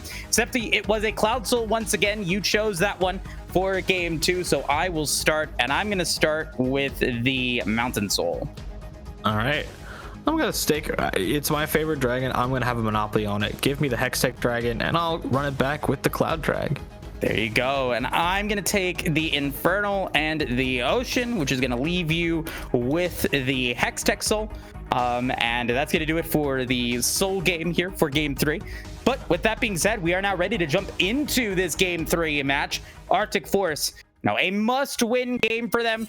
You got Fan, who did work, did not die in game 1, as that Jinx, I think, did everything that they needed to do, was able to get some good shutdowns against Trash Panda and the Travelers in game 2. So, looking to see if they're able to find something here in game 3. But we got to start off with the start of the Travelers. Of course, that Rocket Grab always going to be a threat, and the 5-man Death Brush going to be starting. I didn't say anything about it in game 1. Meeps is going to walk in and get warded out here. Oh, nicely done. A lot of times teams will sometimes try and stack a bush, so Meeps just sending the hook is not necessarily the worst thing. But I didn't say anything about it last game because Lee Sin and Trundle are both champions that can fight pretty aggressively, and so having a health potion is not necessarily the worst thing in the world. But when you are playing Maokai and Volley, buying a health potion is just a waste of 50 gold in the jungle. You are absolutely healthy enough with your passives, or if you're clearing correctly, that there is no need for you to buy a health potion. It's just one of those things where if you play the game a lot, you should know that.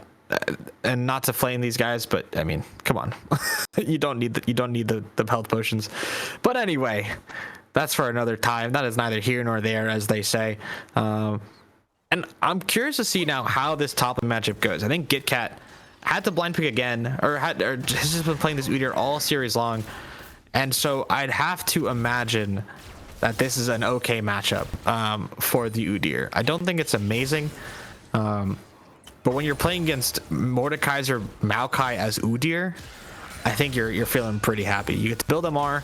You get to, just live your life happy. Fizzy is going to try to fight GitCat, and GitCat just letting him trade with the passive on Conqueror. Going to proc and stay procced here. Is GitCat actually going to walk up again? Oh, Mordekaiser still has Conqueror on.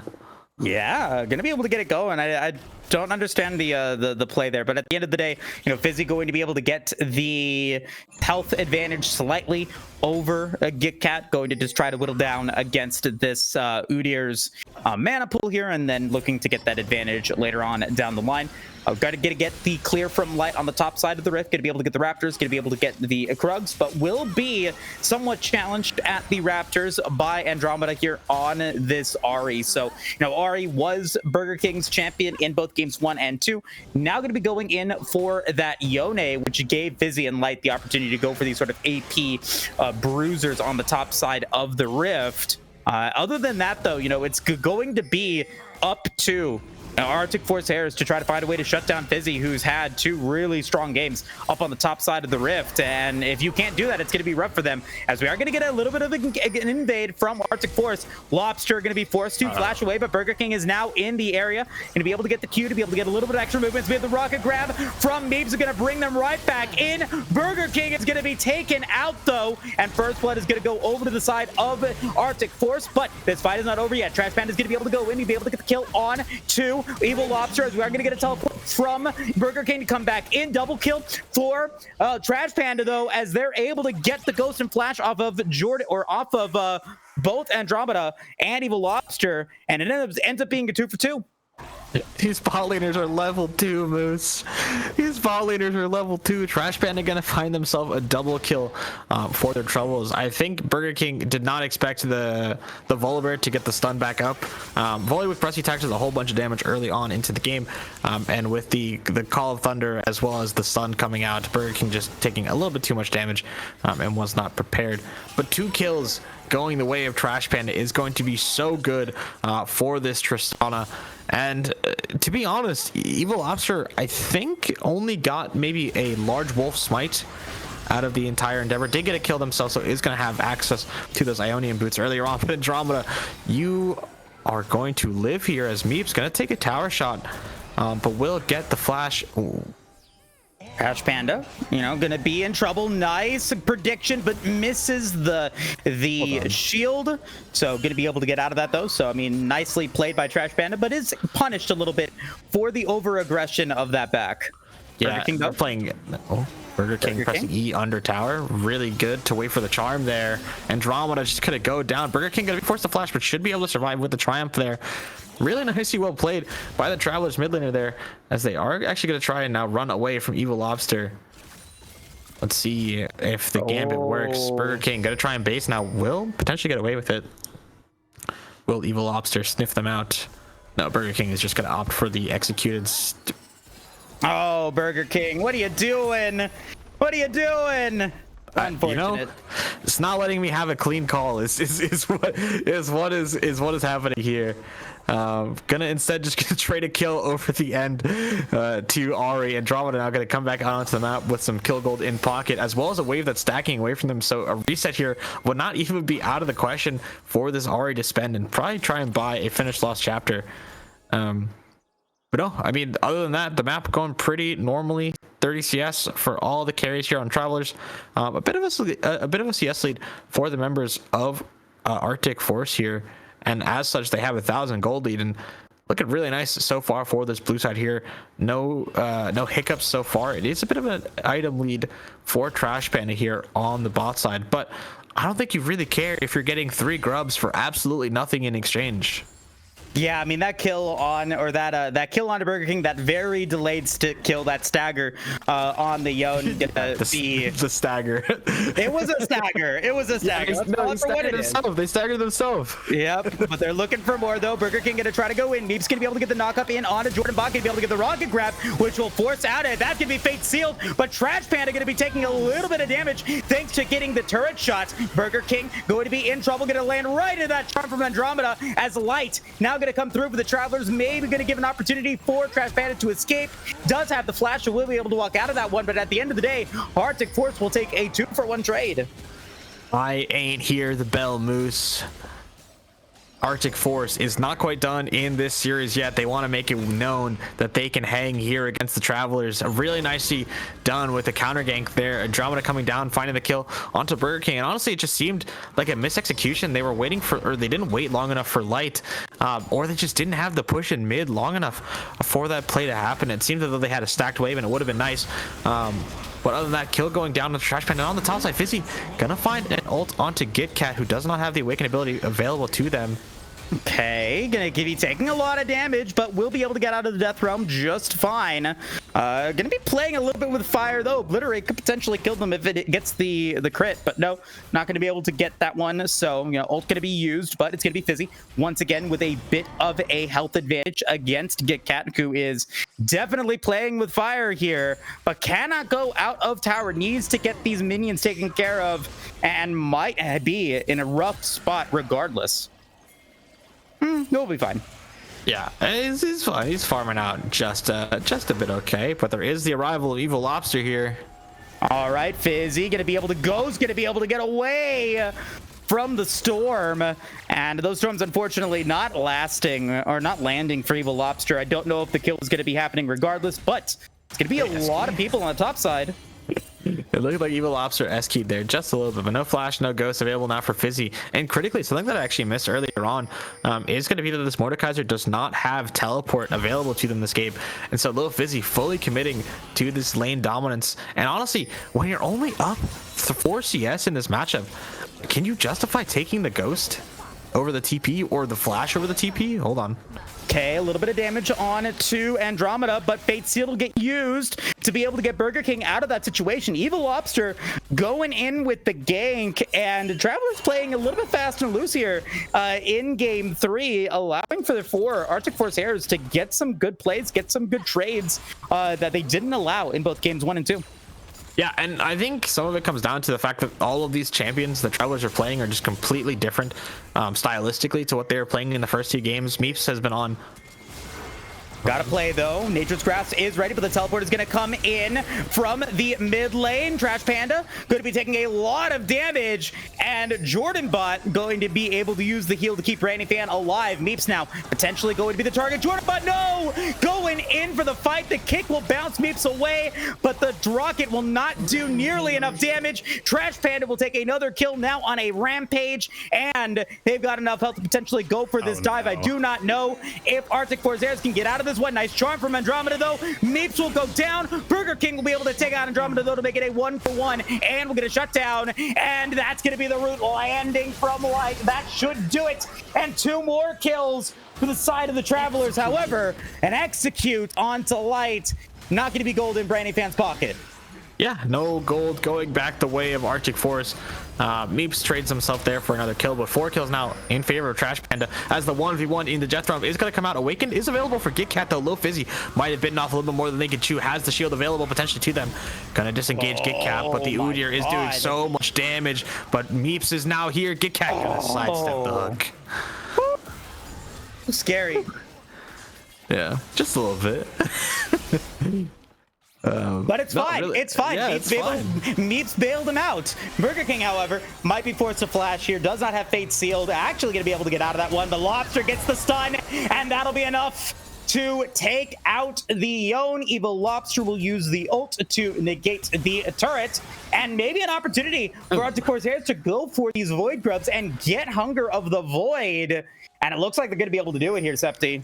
Yeah, that should be a 6-0 sweep on these Grubs now for Arctic Force. Just a little bit disrespectful there from Burger King with the flash. Tried to greet it just a little bit too much there. But I think on the other side, we should see a potential dive onto Brandy Fan once we see this Jinx pop up under the tower here. Light instead gonna go for their camps. Nope, I don't know what this Maokai's gonna do. I would be diving this tower. But anyway, the Grub's gonna go the way of Volibear and the Arctic Force. Dragon gonna be spawning in 50 seconds time, so looking in a really nice spot. Full item completed for Trash Panda here on this Tristana. And if we could just do a quick gold check-in at the 11-minute mark, about 1,000 gold in favor of the Travelers AD carry, which is kind of what you'd expect from a 3-kill lead. But I mean, looking around the map, I think there's nothing too surprising. This Volibear has been doing work and has such earned a lead of 700 gold against their counterpart. And looking at the top side, I think this is the most even game GitCat has had so far, as Fizzy will be working towards, I believe, we'll be working towards that Riftmaker again this game.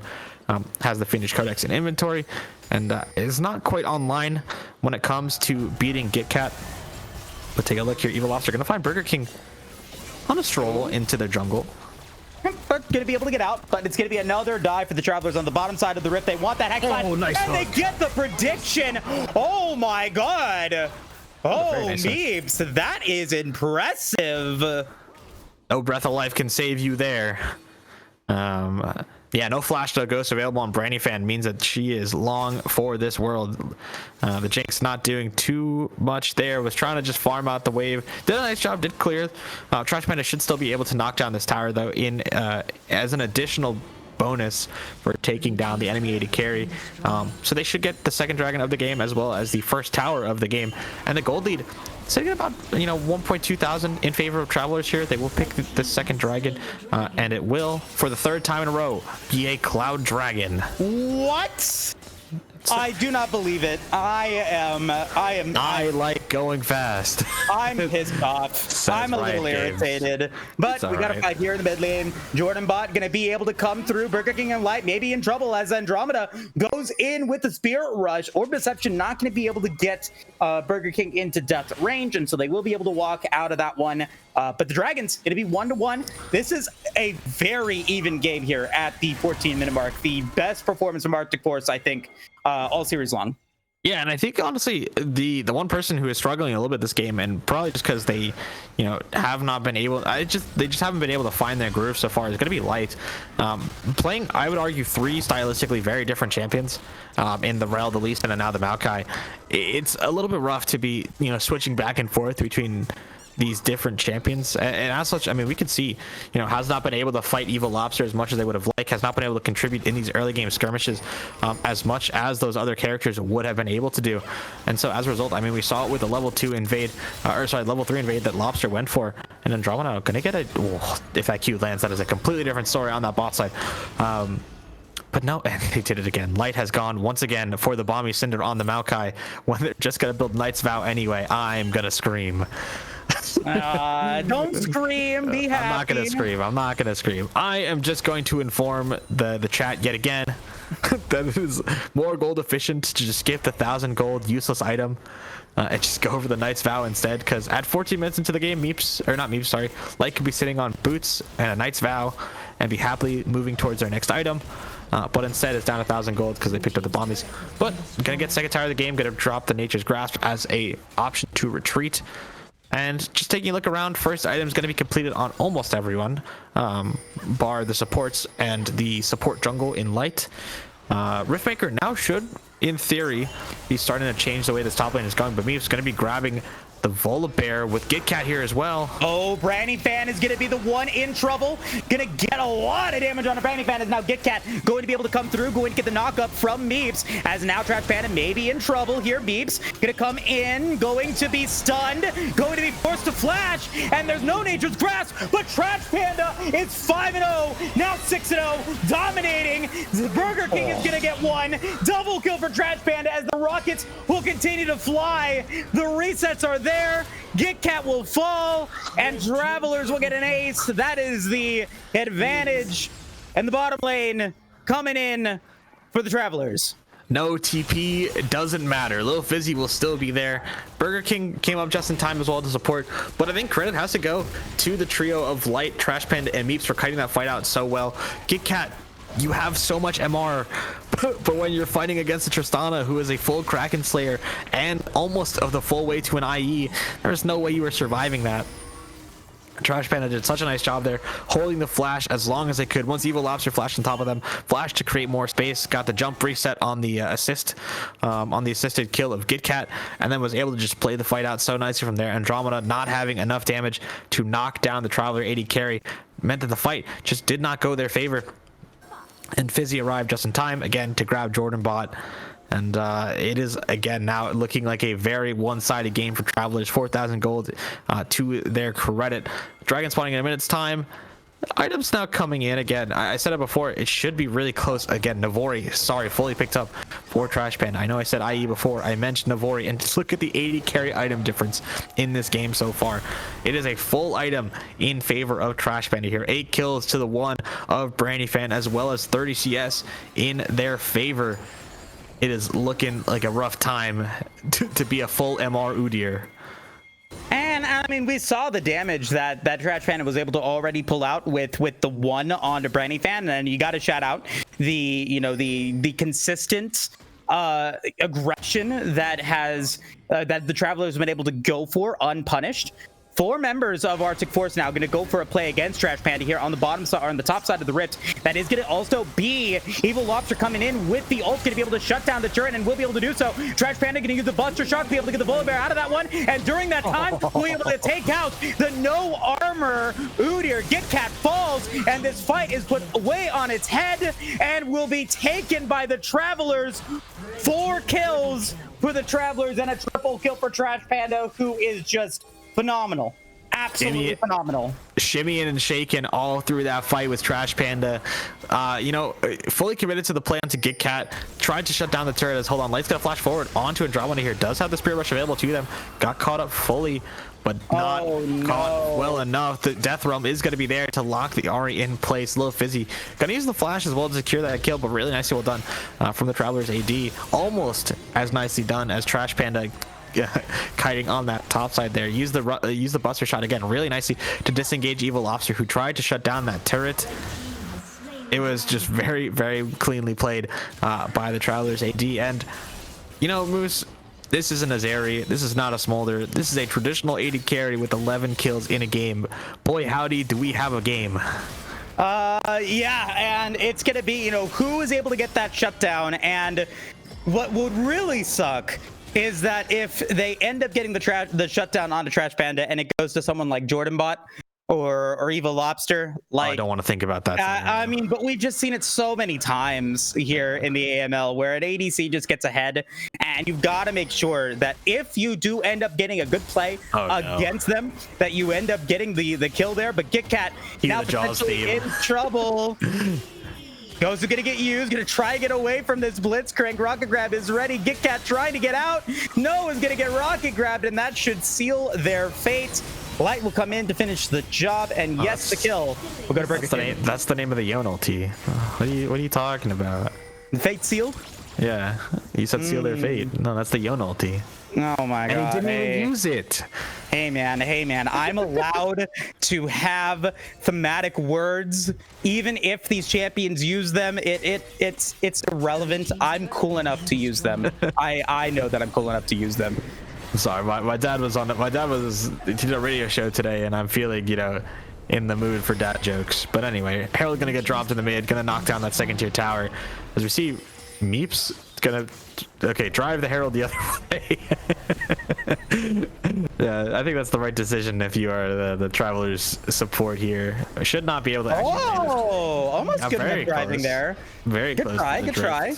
Oh, they're gonna try it again. Are they gonna play with it though? Is this a mini game though? I mean, I would just go for it. No. I mean, Meeps doesn't have a shutdown. What's the harm? I mean, he doesn't have any kills, so he could have gone for it. Anyway, almost on par from last game. It is 10,000 gold in favor of Travelers yet again. 3 items now completed on the 80 carry of Trash Panda, and the Knight's Vow finally finished for Light. Both 80 carry and mid for Travelers I think are going to be working towards that Bloodthirster. Potentially the Shield Bow from Burger King, as it has been the flavor of lifesteal that those Yones typically like to go for.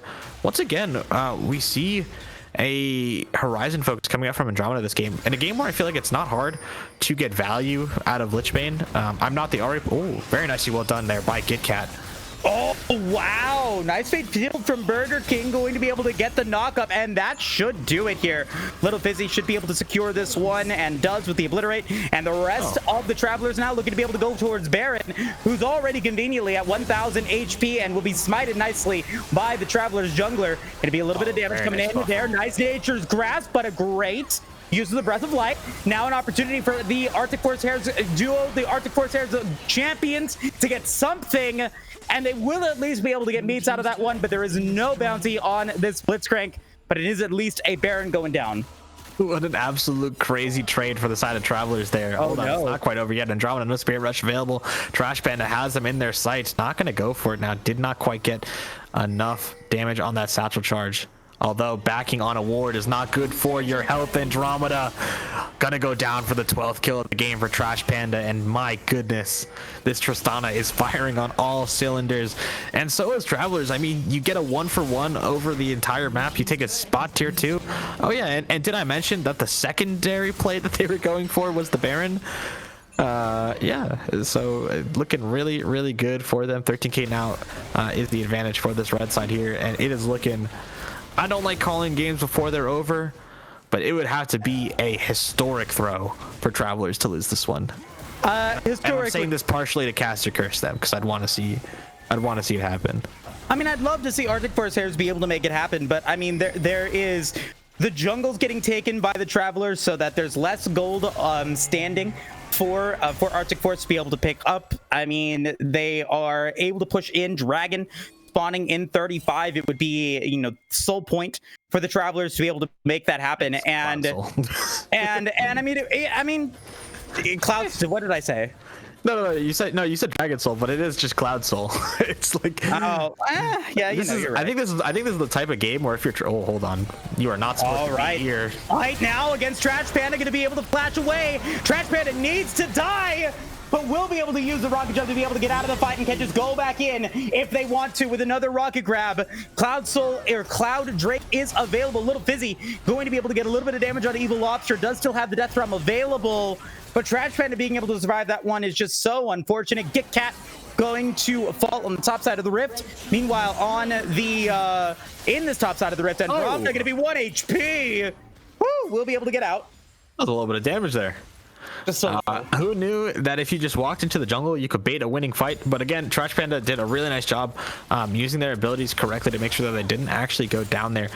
Flashed away from the stuns, flashed away from Git Cat, and then buffered the bear stance of Git Cat. Flash gonna come forward from light. Oh wow, and that should kill Andromeda here. Going to have flash, but it actually is gonna get taken out by a great rocket grab, or not rocket grab, but great knock up there. Meeps will fall, but it is irrelevant.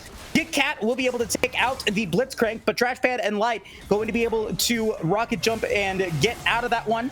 Little Fizzy, maybe going to be in trouble here. Going to be able to get the shield. Going to be slowed. Going to be stunned. Light going to come in for a little bit of assistance. Stormbringer not going to get the damage, but Little Fizzy going to be 1 HP. Nature's Grasp will connect. Shutdown, though. Going to go into Brandy Fan. Double kill for Brandy Fan on this Jinx. That is at least something for Arctic Forest Hares. Going to give a lot of gold into this Jinx's pocket. Yeah, I mean, gets the shutdown, gets a few kills to their name as Burger King going to try and find a way to get themselves out of this. I think critically, none of the inhibs went down. If you're Travelers, I think you're kind of happy about this. Yes, you gave over some gold, but in a game state like this, it becomes really, again, it's like chess, but it also is more just how much pressure do you have on the game. And giving over a few kills like that to the Jinx means that she is going to be able to finish that third item, as you see there, is going to be the Runons again this game. I don't know. I don't like the Runons. I feel like it's such a waste of a third item when you see, look at all the armor on the side of Travelers, and we still go for Runons. Anyway, doesn't matter. It's game 3. We're trying to play here. We're trying to play here, right? But no, I think in a game like this, if you're Travelers, you're kind of happy that you didn't take any inhibs there, because if you take an inhib and then you die, you're dead for a fifth of the timer that you have the inhib down. And during that time, all Arctic Force is doing is farming the gold from the supers, and it means that you have to take so much more time to set up than you would have if you were already alive and having taken the inhibs on that play. And now, I mean, they're doing what they're supposed to do. They're resetting, they're re-clearing all the vision to the point where now, when they take an inhib and Baron spawns in a minute time, they will have the full pressure of that inhib to use to set up for either Dragon Soul in 2 minutes or Baron in a minute's time, or potentially even the game end, because we know that Lil Fizzy does like to do a little bit of split pushing in their free time. Yeah, it doesn't have the teleport though. So Ghost going to be, or Ghost and Flash here in this one. The only teleport going to come in from Burger King as they push on the bottom side of the Rift. Going to try to go for that bottom tower as the Baron will spawn here in less than a minute. Now 40 seconds remaining, and there's no one down there on the bottom side of the Rift to stop Burger King right now. But somebody will have to respond to them, and it is going to end up being Andromeda, as this Ahri, who has continuously been the lane opponent here for this Yone. Fizzy has been trying to back and will finally be able to get that back to pick up another item. Probably going to be able to clean up something, and does get that Cosmic Force. Baron now spawning in 13 seconds. I don't even know if Arctic Force Hares are going to be able to contest this one, but Travelers are ready to go for it. I think this is one of those ones where you kind of have to send Evil Lobster. It's one of those, it's a constant question you have as a jungler where can you go for the steal, or are you needed to fight the 5v5? Because more or less you need to make sure that you're going to get it. Burger King will probably be able to at least get a decent amount of chunk onto the spot inhib. And it's setting up to be a 4v4 on this top side with no Yone. And honestly, I think for Arctic Force, you're okay with that, but this Baron is going down so fast. Oh my god, melting, and you can't even get into the Baron pit. Gonna be Lobster going down first. Second, potentially going to be the Travelers looking to end the game. Briny Fan can have the Ghost to be able to get out of this one. Deeps now potentially going to give Briny Fan the resets. They need the resets, and they will be able to give the resets for Briny Fan, who's now on a rampage. The rest of Arctic Force Hares going to be routed. Buster Shot's gonna come through, might actually kill Briny Fan, and it does, with the explosive charge. Double kill for Trash Panda, and that should do it here for game 3. And the Travelers cleanly taking this series, absolutely dominant. Yeah, KitKat trying to cut the wave, but the wave is already in the base. First tower gonna get targeted now by Travelers. Flash gonna come out again from Light onto Andromeda to try and get that root there. Will do so. KitKat gonna go down as the first one. Andromeda now trying to take down Light. Will use the W to disengage, but Andromeda now back actually with more charges of the Spirit Rush available to them. Evil Lobster just gonna get taken down. Oh my god. Absolutely insane. Defeat for the side of Arctic Force, as Jordanbot gonna try their hardest. This little Fizzy gonna put him in the death realm and make it a clean 3-0 for Travelers. The early game looked a little bit rough, Moose, but as it went on, it looked more and more clear as who the victor of this game would be, and rather who the victor of this entire series. And Travelers not as clean as game number 2, but I think they are more than happy with the outcome of this third game. I think so as well. I mean, you know, again, maybe, I had my camera off for a second because I was lagging. There we go. We're good. I mean, I had no notes in game 2. I've got a few notes in game 3, but I mean, I don't think that they are really anything big. You got Trash Panda the opportunity to be able to get those early kills, and then I assume the play was, okay, let's give Trash Panda even more kills. So they went for dive after dive.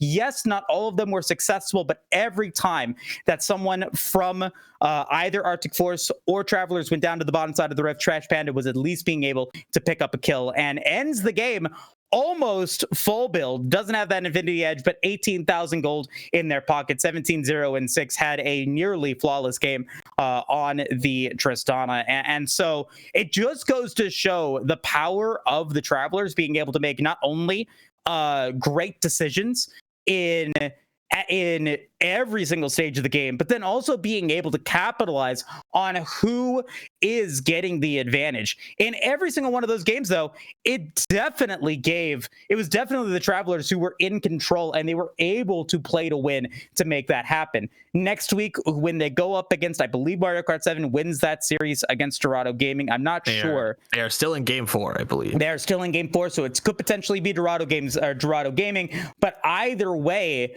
I think that the Travelers are going to have a much harder time to be able to get those advantages. Whoever wins that series, Mario Kart 7 returning champions, Dorado Gaming Zeta, if they're able to do that, are showing that they are able to take down the defending champions. And I'm curious to see what the Travelers are going to do when they get into a game when they are with their backs against the wall. Would this be our first 1 versus 1 playoff match? It would for this season. Yeah. I mean, it would be really exciting to see how they do. I mean, if Zeta can, potentially take it to a game 5, it would be exciting. But Mario Kart 7, I think, is the I don't want to say the tournament favorite, but since we saw them, week one, it has looked real scary for the rest of the league. A team full of King Coneys. Now, who would want to face that? But no, anyway, I think we are potentially going to get an interview here from the winners.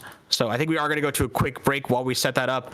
But, we will be right back with someone from this Travelers side. So stick around. We'll be right back.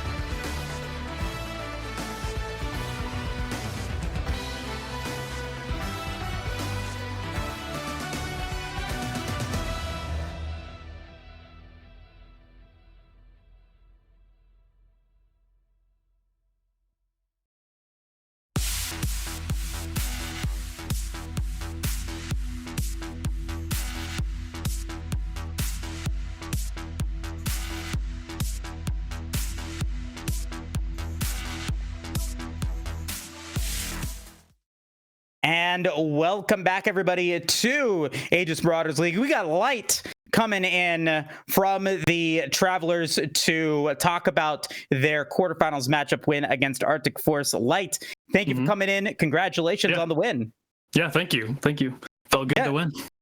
I'm sure it does, and you definitely had a team that was extremely dominant. I think in all three games, but especially in game one. I think, for us as casters, we were talking about it, like their Little Fizzy was able to just have the run of the show in that one, and was able to get in for that backdoor, was able to make things happen. Very difficult for Arctic Force to be able to get any sort of advantageous moment. Do you guys go into game one with that strategy of style, going in for that split push, or did it just turn out like that?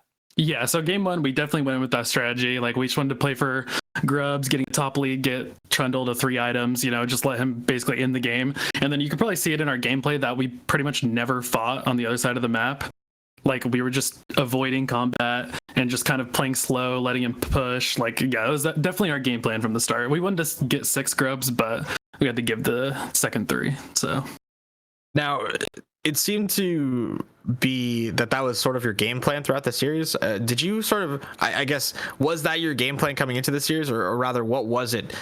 Considering you guys pretty much gave Fizzy, I think, a winning matchup every single time. Yeah. That last game, I think the closest of the 3. Yeah, we definitely wanted to get top a winning matchup, but our game plan is usually just based off of draft. So, like, game 3, for example, we had the Yone Maokai. We kind of wanted to get Yone elite early. That was kind of our main game plan for that, and then play through bot, because bot lane matchup was pretty volatile and Tristana got super fed early on. So, but yeah, generally winning top matchup is always good. Fair enough. And regarding winning top matchups, you guys play the winner of Dorado Gaming versus Mario Kart 7 next week in the semifinals. Is there anyone you're hoping might sneak out a win in that game, or are you kind of happy with whoever you guys get? I kind of want MK7 to win because I've heard more about them, so they sound more exciting to play. I've just heard people say that they're good, so yeah, sounds more fun. Definitely. Something like that, yeah. Yeah. I mean, they are the returning champion, or they have some returning champions there on that team in the top side of the Rift, so that would be a really exciting matchup to be able to see. But I guess this is our opportunity to be able to get to know you guys as a team, because when I came into the start of the season and was looking at the rosters, was looking at, when the teams are getting selected, I made it very clear that I had no idea who you guys were in the Masters level scene. And we unfortunately just did not have the opportunity to be able to see you guys during the regular season in terms of the casted games. And so I kind of want to give you an opportunity to kind of maybe introduce yourselves to some of the other players or teams in the AML. You know, where do you guys play before, and what kind of experience do you have coming into this? Yeah, I mean, well, I can't speak for my teammates, honestly. Like, this is our first time, all 5 of us playing together. Like, our mid, top, and support have played together. But as just like us 5, this is the first time we've ever played together. I just swapped to jungle from ADC like this season. So, or like Clean. Yeah, I used to be ADC for like, I don't know, 12 years before this or whatever. So that's been an interesting change. And then, but yeah, as far as our team, like, we didn't know how good we were going to be.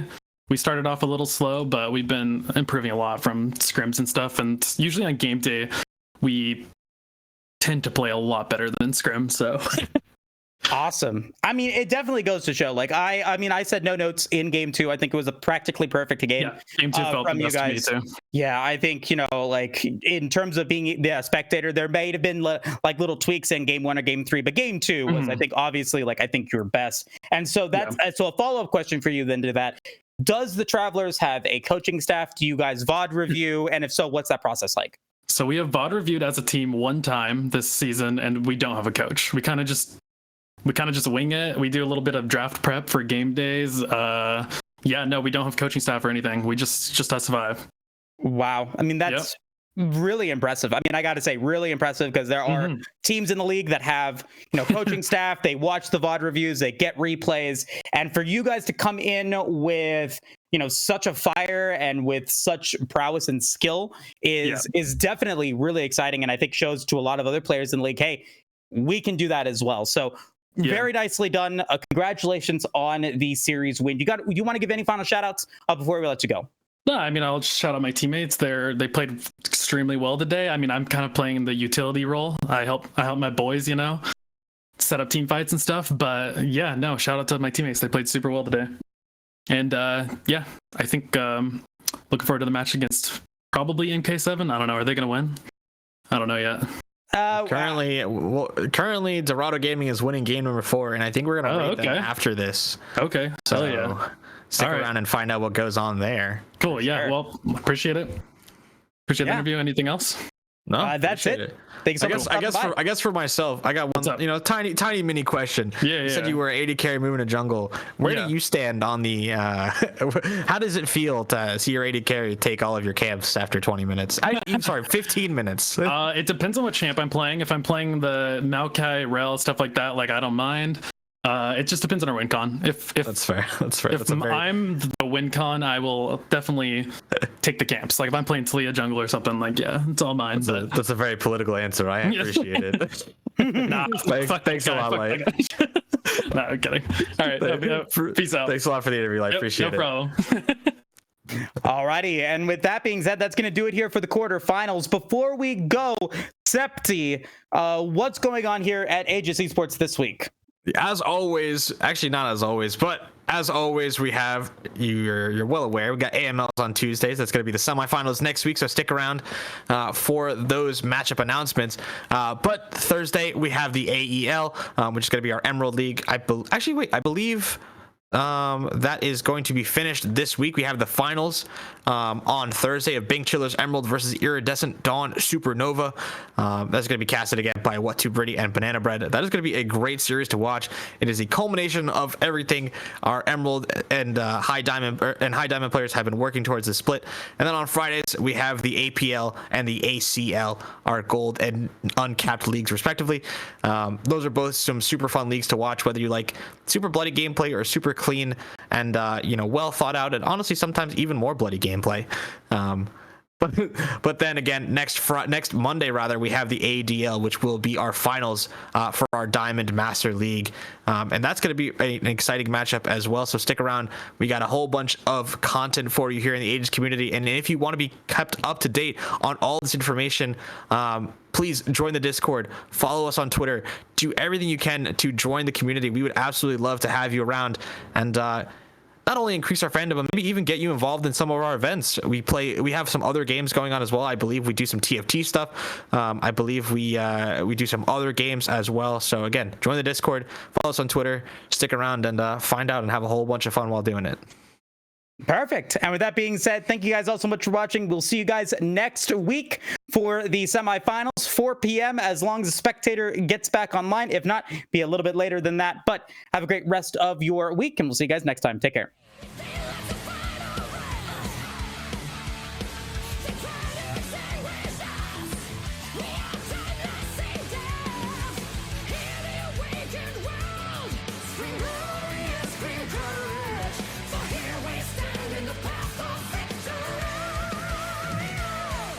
To fight.